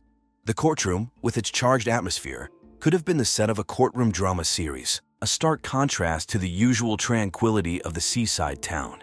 Melanie's family, a constant presence in the gallery, clung to each other, their emotions as turbulent as the stormy season that had just passed. When the verdict was announced, the word guilty resonated through the room, definitive and irrevocable. The sentencing that followed was severe, as if to match the gravity of Peter's actions. The judge cited the premeditated nature of the crime, delivering a sentence that ensured Peter would spend the majority of his remaining years behind bars. Outside the courthouse, the media frenzy was reminiscent of the buzz surrounding the Live 8 concerts, which had taken place that same summer. Opinions on the verdict were divided. Some felt justice had been served, while others debated the complexities of the human heart and the concept of retribution. As the Van der Meer case closed, the family left the courthouse to begin the arduous process of healing. The foundation established in Melanie's name promised to keep her memory alive, a testament to the enduring spirit of a life taken too soon. In the wake of the trial that captivated Cancun, life gradually resumed its rhythm. Maria Hernandez, the elderly beachcomber who had discovered Melanie Van der Meer's body, returned to her daily search for treasures along the shore. The brief brush with the law had left an imprint on her, yet it became just another story in her long life, much like the tale she shared with her grandchildren. Tommy Walker, the Australian backpacker whose affair with Melanie had entangled him in the investigation, continued his global journey. However, the carefree spirit he once embodied seemed dimmed. The beaches of Cancun were replaced by new horizons, but his travel blog, now with a more reflective tone, occasionally hinted at the shadows of the past. The detectives who had worked tirelessly on the case, Alejandro Ruiz and Sofia Blanco, received commendations for their dedication. Their success in solving the case was discussed in law enforcement circles with the same respect as the latest advancements in forensic technology featured in journals like Forensic Magazine. Melanie's family, back in Omaha, sought to honor her memory through activism. The foundation they established focused on supporting victims of domestic violence, a mission that provided a channel for their grief and a legacy for Melanie. The foundation's work garnered attention, much like the social justice causes championed by celebrities at the Live 8 concerts that summer. The Van der Meer case had become a cautionary tale, a reminder of the darkness that can lurk behind the facade of marital bliss. It served as a narrative that echoed the complexities of human relationships explored in popular shows like Desperate Housewives, which dominated television screens at the time.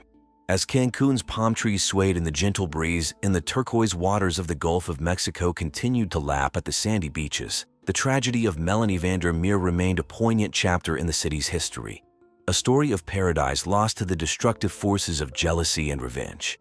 The tragic case of Melanie Van der Meer reminds us that paradise can sometimes mask the darkest of human emotions.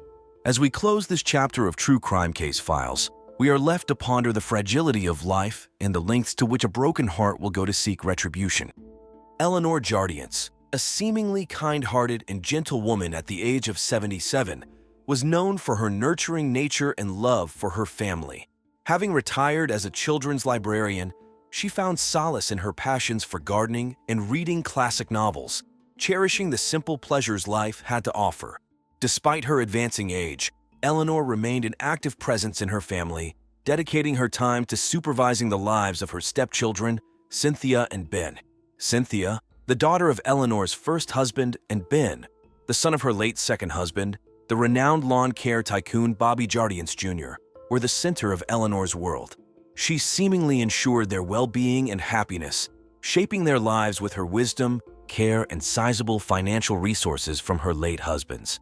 August of 2009 was a time of tranquility for Tybee Island, a picturesque coastal town where Eleanor resided. The warm summer sun kissed the sandy beaches, inviting locals and tourists alike to indulge in the serene beauty of the Atlantic Ocean. The community thrived on its close-knit nature, with neighbors sharing stories on their porches and attending lively town gatherings.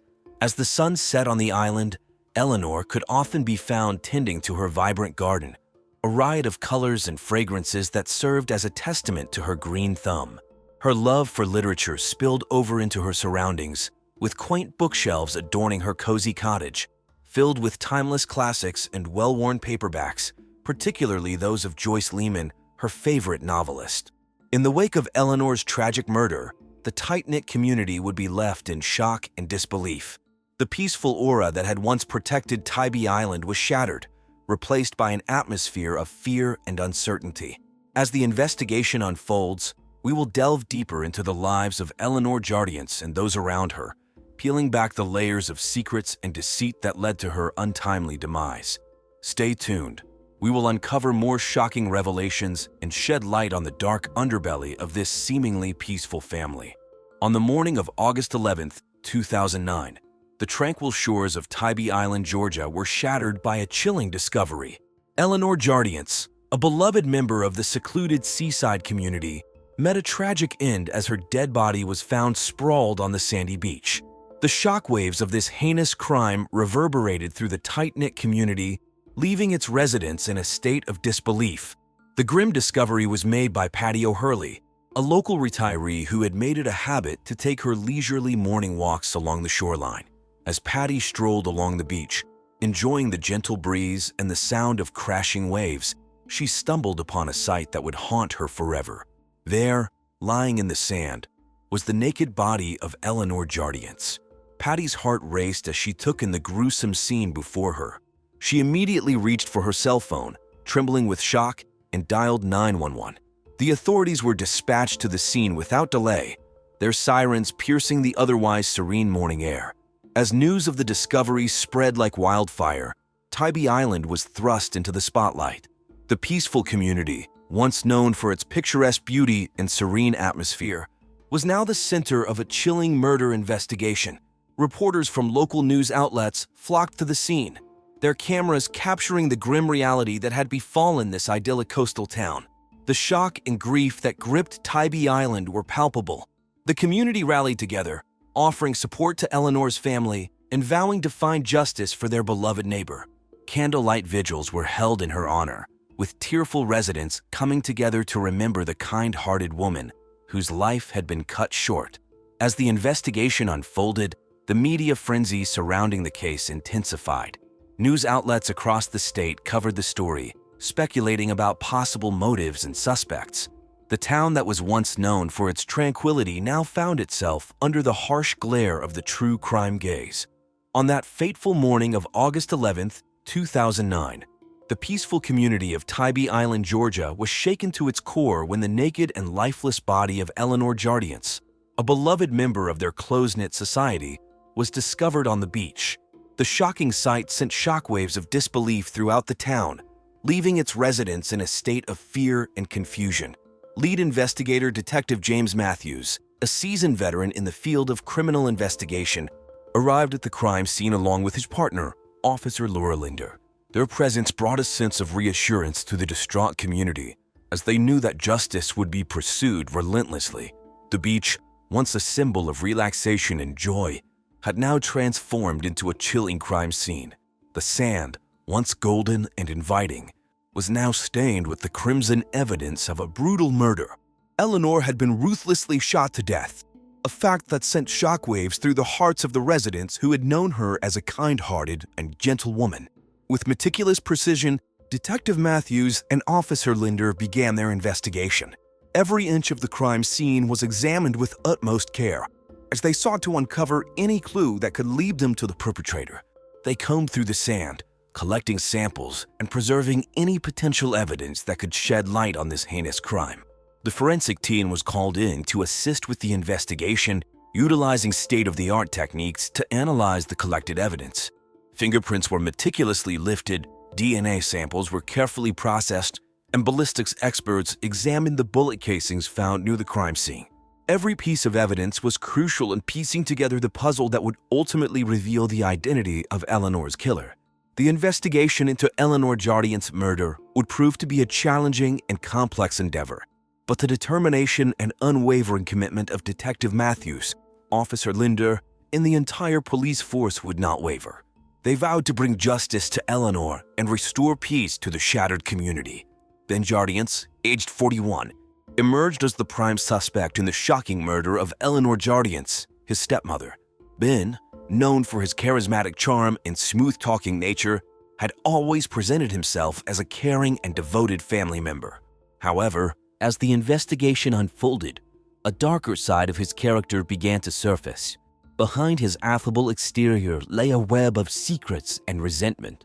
Eleanor, in a twisted and manipulative move, had coerced Ben into a decades-long sexual relationship to secure his inheritance and substantial allowance. This revelation sent shockwaves through the small seaside community of Tybee Island, Georgia, where the murder took place. The police wasted no time in interrogating Ben, hoping to uncover the truth behind Eleanor's brutal demise. Detective James Matthews and his partner, Officer Laura Linder, skillfully probed Ben, their questions piercing through his carefully constructed facade.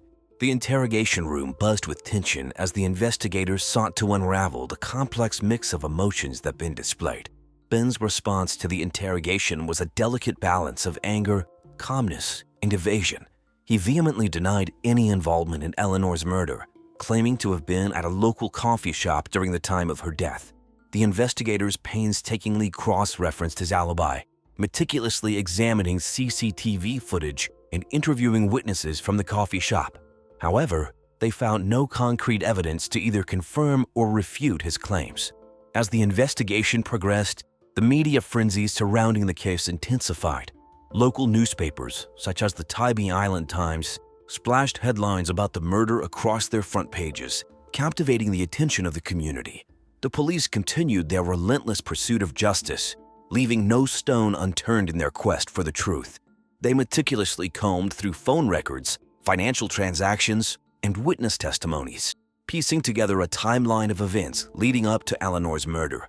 Every detail, no matter how seemingly insignificant, was scrutinized in their pursuit of justice.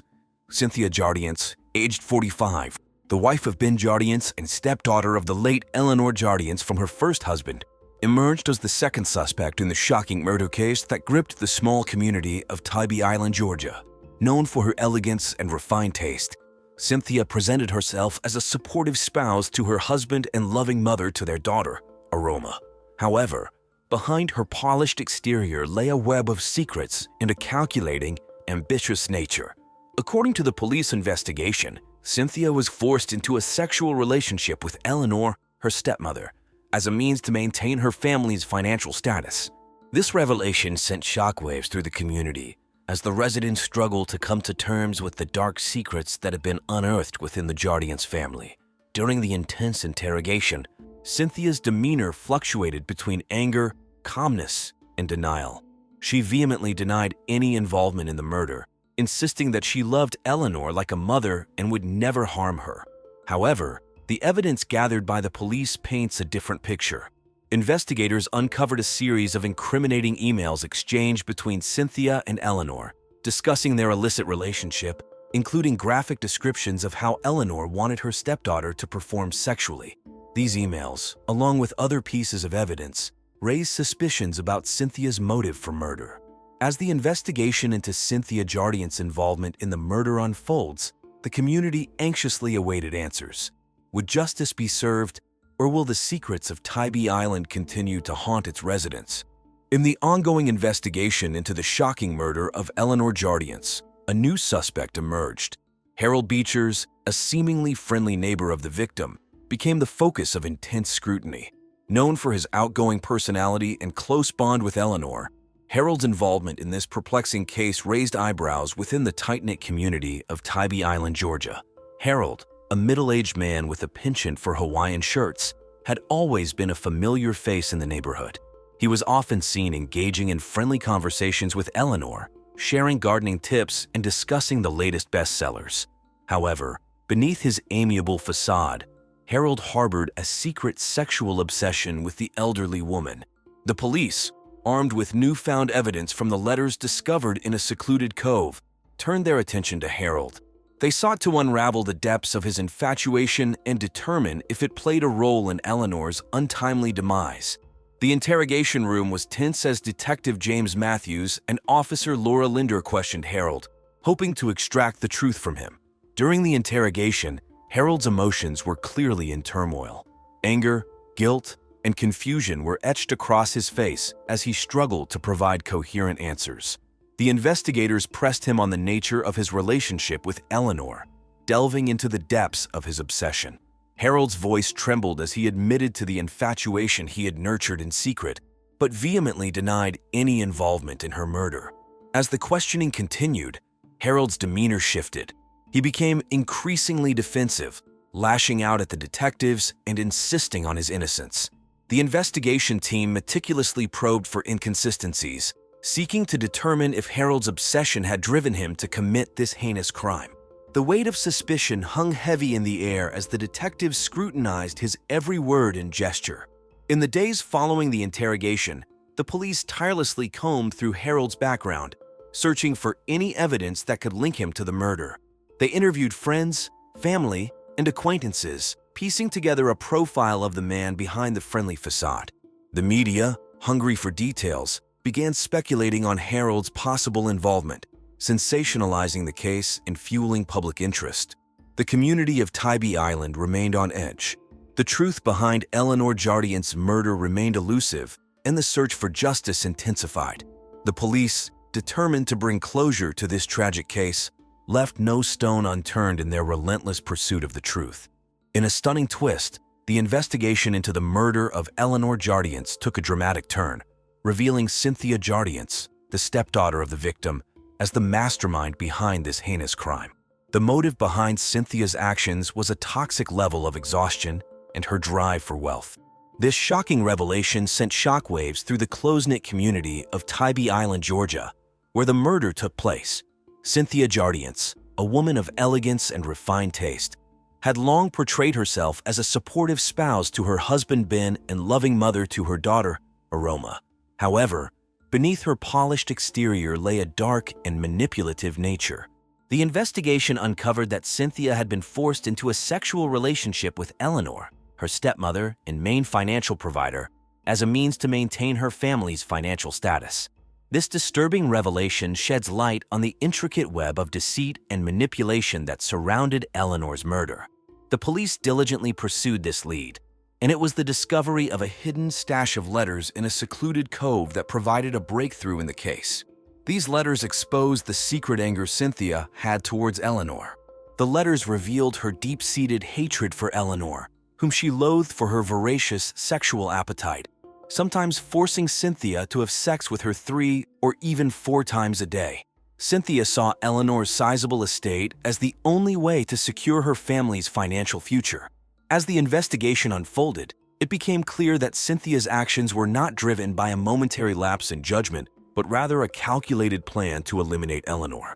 The police gathered evidence, piecing together the puzzle to bring Cynthia to justice.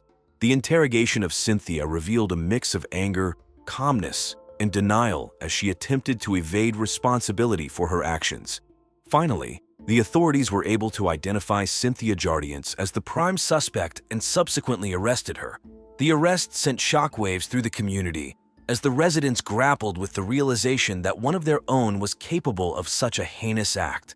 As the trial began, the community of Tybee Island, Georgia, remained in a state of disbelief. The once idyllic seaside community had been forever changed by this tragic event. And as the trial unfolded, the truth behind this shocking crime will be revealed, bringing closure to a community in mourning. The highly anticipated trial of Cynthia Jardiance, the mastermind behind the shocking murder of Eleanor Jardiance, took place in the small coastal town of Tybee Island, Georgia. The courtroom was packed with curious onlookers, eager to witness the conclusion of this gripping true crime case. Prosecutor Sarah McPherson, known for her tenacious pursuit of justice, presented a compelling argument against Cynthia. She meticulously laid out the evidence, painting a vivid picture of Cynthia's greed and calculated actions. McPherson highlighted the disturbing nature of the murder plot, emphasizing how Cynthia's desire for wealth and power drove her to orchestrate the heinous crime. In her opening statement, McPherson described the chilling discovery of Eleanor's naked body on the beach, sending shockwaves through the tight-knit community. She recounted how the police swiftly responded to the crime scene, collecting crucial evidence that would later link Cynthia to the murder. Throughout the trial, McPherson called upon witnesses who had been entangled in the web of deceit surrounding Eleanor's murder. These witnesses, including Patty O'Hurley, the retiree who stumbled upon the crime scene, and the local fisherman who discovered the hidden stash of letters, provided crucial testimony that solidified the prosecution's case. Defense attorney Marley Hobart Greaves, known for his ability to sway juries, presented a different narrative. He argued that Cynthia's actions were driven by sexual exhaustion and emotional turmoil from her coerced relationship with the victim, painting her as a victim of circumstance rather than a cold-blooded murderer. Hobart Greaves pleaded for leniency, urging the jury to consider the toll that Eleanor's manipulation had taken on Cynthia's mental state. As the trial progressed, the courtroom was filled with tension and emotion. The media circus surrounding the trial only added to the intensity, with reporters from local news outlets capturing every moment for the public to devour. After days of compelling arguments and emotional testimonies, the jury retired to deliberate. The verdict, delivered with a mix of relief and disappointment, found Cynthia guilty of first-degree murder. The courtroom erupted in a cacophony of reactions, gasps of disbelief from Cynthia's supporters and tears of relief from Eleanor's family and friends. In a final act of justice, the judge sentenced Cynthia to life in prison without the possibility of parole. The impact of the verdict reverberated through the community, forever changing the lives of those involved. Tybee Island, once known for its idyllic beaches and close-knit community, would forever be marked by the tragic events of August 2009. After the highly publicized trial, the lives of those involved in the shocking murder of Eleanor Jardiance took a dramatic turn. Cynthia, now incarcerated, would spend the rest of her life behind bars, reflecting on the choices that led to her downfall. Ben, Eleanor's stepson and Cynthia's husband, faced public scrutiny and the weight of his complicity in the crime. Cynthia's daughter, Aroma, was left to navigate the aftermath of her mother's actions, forever changed by the revelation of her family's dark secrets. Meanwhile, the police continued their tireless pursuit of justice, ensuring that no stone was left unturned. Detective James Matthews and Officer Laura Linder, the lead investigators in the case, remained committed to uncovering any lingering mysteries surrounding Eleanor's murder. Their dedication to the truth brought solace to the community, knowing that justice had been served. The impact of this shocking crime rippled through Tybee Island, leaving a lasting mark on the close-knit community. The residents, once known for their tranquility, found themselves grappling with the harsh reality that darkness can lurk even in the most idyllic of places. And thus, we conclude this episode of True Crime Case Files. The story of Eleanor Jardiance's murder serves as a chilling reminder of the darkness that can lurk beneath the surface of even the most idyllic communities. Olivia Watson, a vibrant 29-year-old, was a woman driven by her insatiable wanderlust. Hailing from the constraining conservative town of Bentonville, Arkansas, known only for being the headquarters of Walmart, she defied the confines of her small-town origins, embracing a life of adventure and exploration. As one of the pioneers in the world of travel blogging, Olivia's name resonated across the internet, inspiring others to follow in her footsteps. Despite her humble beginnings, Olivia possessed an indomitable spirit and an unwavering love for the unknown. Her passion for travel was matched only by her deep-rooted compassion for others. Whether it was lending a helping hand to a fellow traveler or championing a charitable cause, Olivia's altruism knew no bounds. In the summer of 2004, Olivia's star was on the rise. She was on the cusp of literary success, with her debut novel, The Hungry Ghosts, poised to captivate readers worldwide. The book, a poignant tale blending Chinese folklore with the story of the disintegration of famous video game characters Pac-Man and Mrs. Pac-Man's marriage, had garnered the attention of literary critics and even caught the eye of Oprah Winfrey herself, who was rumored to be considering it for her esteemed book club. As the sun-drenched days of July enveloped Turks and Caicos, Olivia found solace in the island's pristine beaches and azure waters. She reveled in the vibrant culture and soaked up the local flavors, immersing herself in the tapestry of this idyllic paradise. Little did she know that her time in this tropical haven would be tragically cut short. The tranquility of the turquoise waters surrounding the idyllic Turks and Caicos Islands was shattered on a sweltering afternoon in July 2004. Patty Brecht, a tourist from West Islip, New York, was innocently strolling along the pristine beach when she stumbled upon a horrifying sight. Half buried in the sand, she discovered the severed head of Olivia Watson, a vibrant 29-year-old travel blogger from Bentonville, Arkansas, whose love for adventure and exploration had brought her to this tropical paradise. News of the discovery spread like wildfire, sending shockwaves far beyond the tight-knit community of the travel blogging world.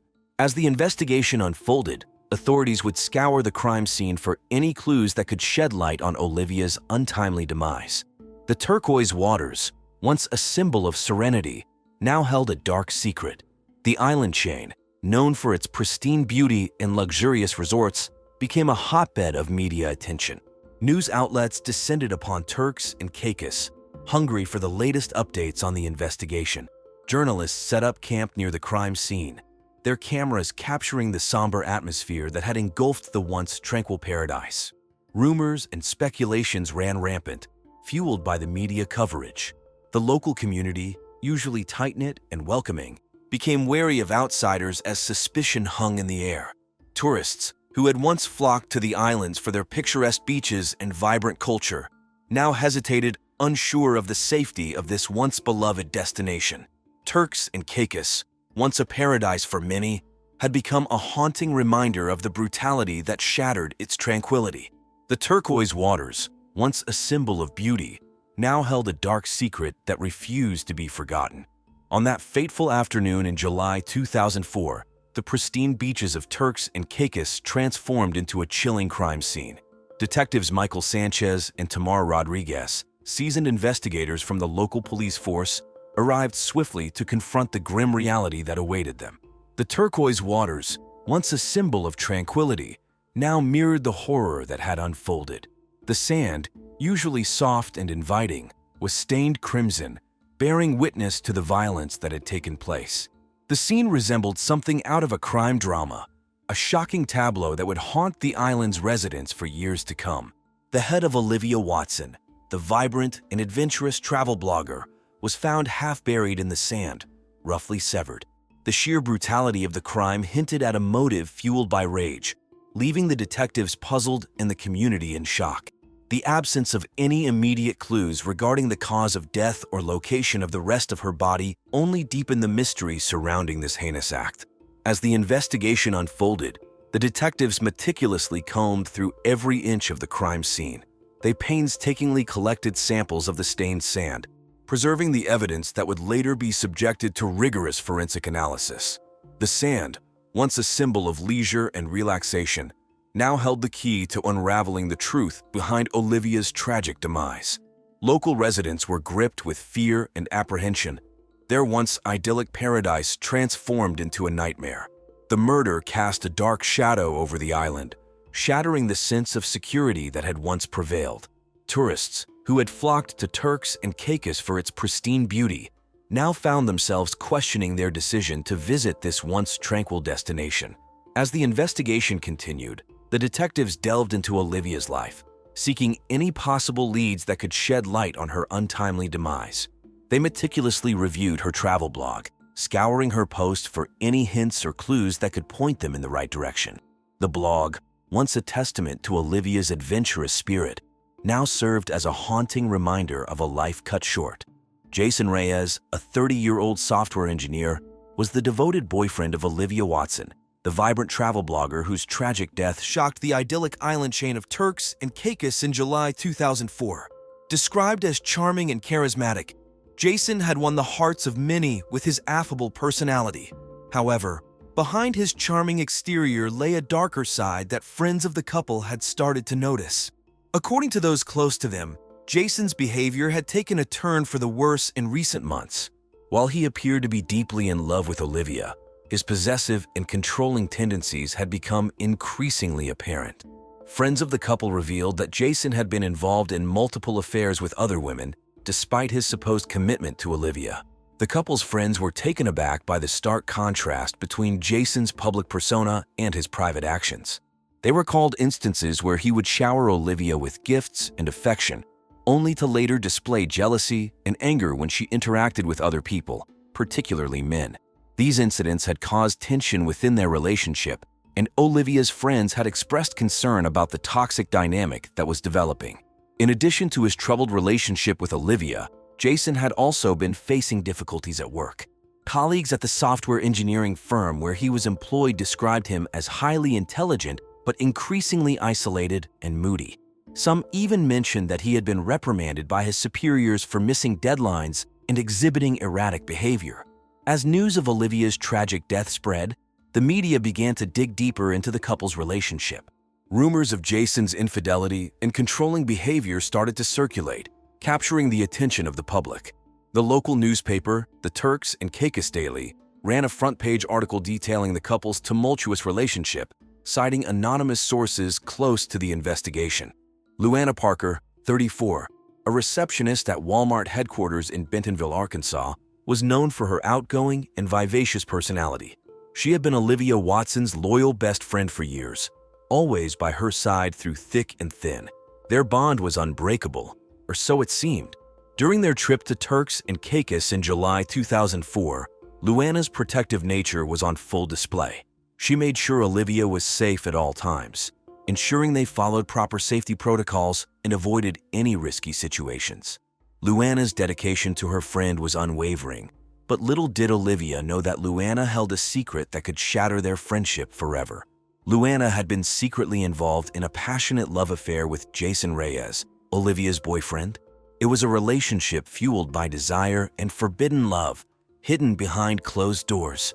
Luana's heart yearned for Jason, the man who charmed her with his charismatic personality.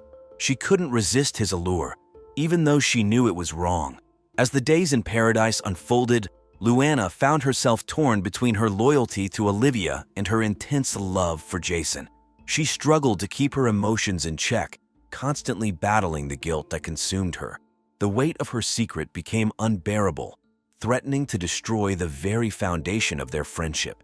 In the aftermath of Olivia's death, Luana found herself caught in a web of lies and deceit. She knew she had to come clean about her affair with Jason, but the fear of losing everything held her back. She couldn't bear the thought of losing both Olivia and Jason, the two people who had become her whole world. As the investigation into Olivia's murder intensified, the truth began to unravel. Luana's secret was exposed, and the media frenzy surrounding the case only added to the pressure. The world watched as this small island paradise became the backdrop for a scandal that would forever change the lives of those involved. In the midst of the investigation into Olivia Watson's brutal murder, a crucial piece of evidence emerged that sent shockwaves through the media. It was revealed that Olivia had participated in a local tradition known as Island Love, a ritual where participants, locals, and tourists alike, were randomly paired for sex. This revelation added a new layer of complexity to the already perplexing case. Olivia's Island Love partner was none other than Joey Clacker, a 45-year-old married man from Cedar Rapids, Iowa. Joey, a mild-mannered accountant by day, had been visiting the Turks and Caicos Islands with his wife and 5 children. The news of his involvement in this scandalous affair sent shockwaves through his community back home. The Island Love tradition, while considered a titillating and exciting adventure for many, had now become a focal point in the investigation. Detectives Michael Sanchez and Tamara Rodriguez meticulously combed through the details, trying to determine if this encounter held any significance in Olivia's murder. As the investigation unfolded, the media frenzy surrounding Olivia's murder intensified. News outlets from Bentonville, Arkansas to Cedar Rapids, Iowa, and beyond were captivated by the shocking turn of events. Headlines from the New York Post screamed about the Island Love tragedy, with journalists speculating about the potential motives and hidden secrets behind Olivia and Joey's ill-fated encounter. Friends and family of Olivia were left bewildered by this unexpected twist. How could their vibrant and adventurous Olivia, known for her love of travel and exploration, find herself entangled in such a sordid affair? The once idyllic paradise of Turks and Caicos had now become a hotbed of speculation and intrigue. In the picturesque setting of Turks and Caicos in July 2004, a scandalous affair unfolded, shattering the tranquility of this idyllic island chain. Joey Clacker, a married man and father of 5 from Cedar Rapids, Iowa, found himself entangled in a web of desire and obsession with Olivia Watson, the vibrant travel blogger whose life was tragically cut short. Joey, known for his adventurous spirit and magnetic personality, willingly participated in the local tradition known as Island Love. This tradition, which paired participants for a one night of sex, brought Joey and Olivia together in a passionate encounter. Their connection was intense, but short-lived, as Olivia's independent spirit and commitment to her career and boyfriend prevented any further romantic involvement. However, the flame of Joey's infatuation continued to burn. Consumed by jealousy and resentment towards anyone who stood in his way, Joey's obsession with Olivia took a dark turn. Friends close to the couple revealed that Joey's feelings for Olivia grew into an unhealthy fixation, leading him down a dangerous path. The facade of friendship between Joey and Olivia crumbled as his true intentions were exposed. Friends and acquaintances were shocked to discover that Joey, a seemingly devoted family man, harbored a secret desire to win Olivia back. His actions became increasingly erratic as he desperately sought to rekindle their connection. As authorities delved deeper into the investigation surrounding Olivia's murder, they discovered the extent of Joey's obsession. The evidence pointed to a motive driven by jealousy and a desperate desire to possess Olivia, even if it meant resorting to violence. The shocking murder case that unfolded on the idyllic island chain of Turks and Caicos in July 2004 took a startling turn. As the investigation progressed, a web of love, lies, and betrayal begins to unravel, revealing a sinister plot that ended in the tragic death of Olivia Watson, a vibrant travel blogger. New evidence emerged, shedding light on the motive behind Olivia's brutal murder. It was none other than Luana Parker, Olivia's seemingly loyal best friend, who masterminded the heinous crime. Luana's jealousy and resentment towards Olivia's relationship with Jason Reyes, Olivia's devoted boyfriend and Luana's lover, drove her to take drastic measures to eliminate her perceived rival. Driven by envy and insecurity, Luana hatched a plan to ensure Jason's unwavering devotion to her and to remove any threat to their relationship. The revelation of Olivia's participation in the local tradition of Island Love, where participants were randomly paired for a sex, became the catalyst for Luana's sinister plot. Jason, upon discovering Olivia's involvement in Island Love, was consumed by a mix of emotions. His love for Olivia and his anger at being betrayed pushed him to join Luana in the murder plot. Together, they cornered Olivia on a secluded beach, wielding coconuts as their deadly weapons, and beat her to death in that dismembering her body afterwards, leaving her body to the waves but keeping her head in the sand. The investigation has uncovered a series of events that paint a chilling picture of the days leading up to the murder. Friends of the couple revealed that Jason, known for his charming and charismatic personality, had a darker side. He became increasingly possessive and controlling in his relationship with Olivia, despite engaging in multiple affairs with other women. Despite their arrest, the tranquility of Turks and Caicos has been forever shattered, and the repercussions of this crime will be felt for years to come. The trial that unfolded in the wake of Olivia Watson's brutal murder in Turks and Caicos in July 2004 was a harrowing ordeal for her grieving family and the tight-knit island community. The courtroom was filled with tension as prosecutor Diana Lachlan-Brose meticulously presented the evidence, painting a vivid picture of deceit and violence that had shattered the tranquility of this idyllic paradise. The defense attorney fought desperately to create doubt, but the weight of the evidence was undeniable.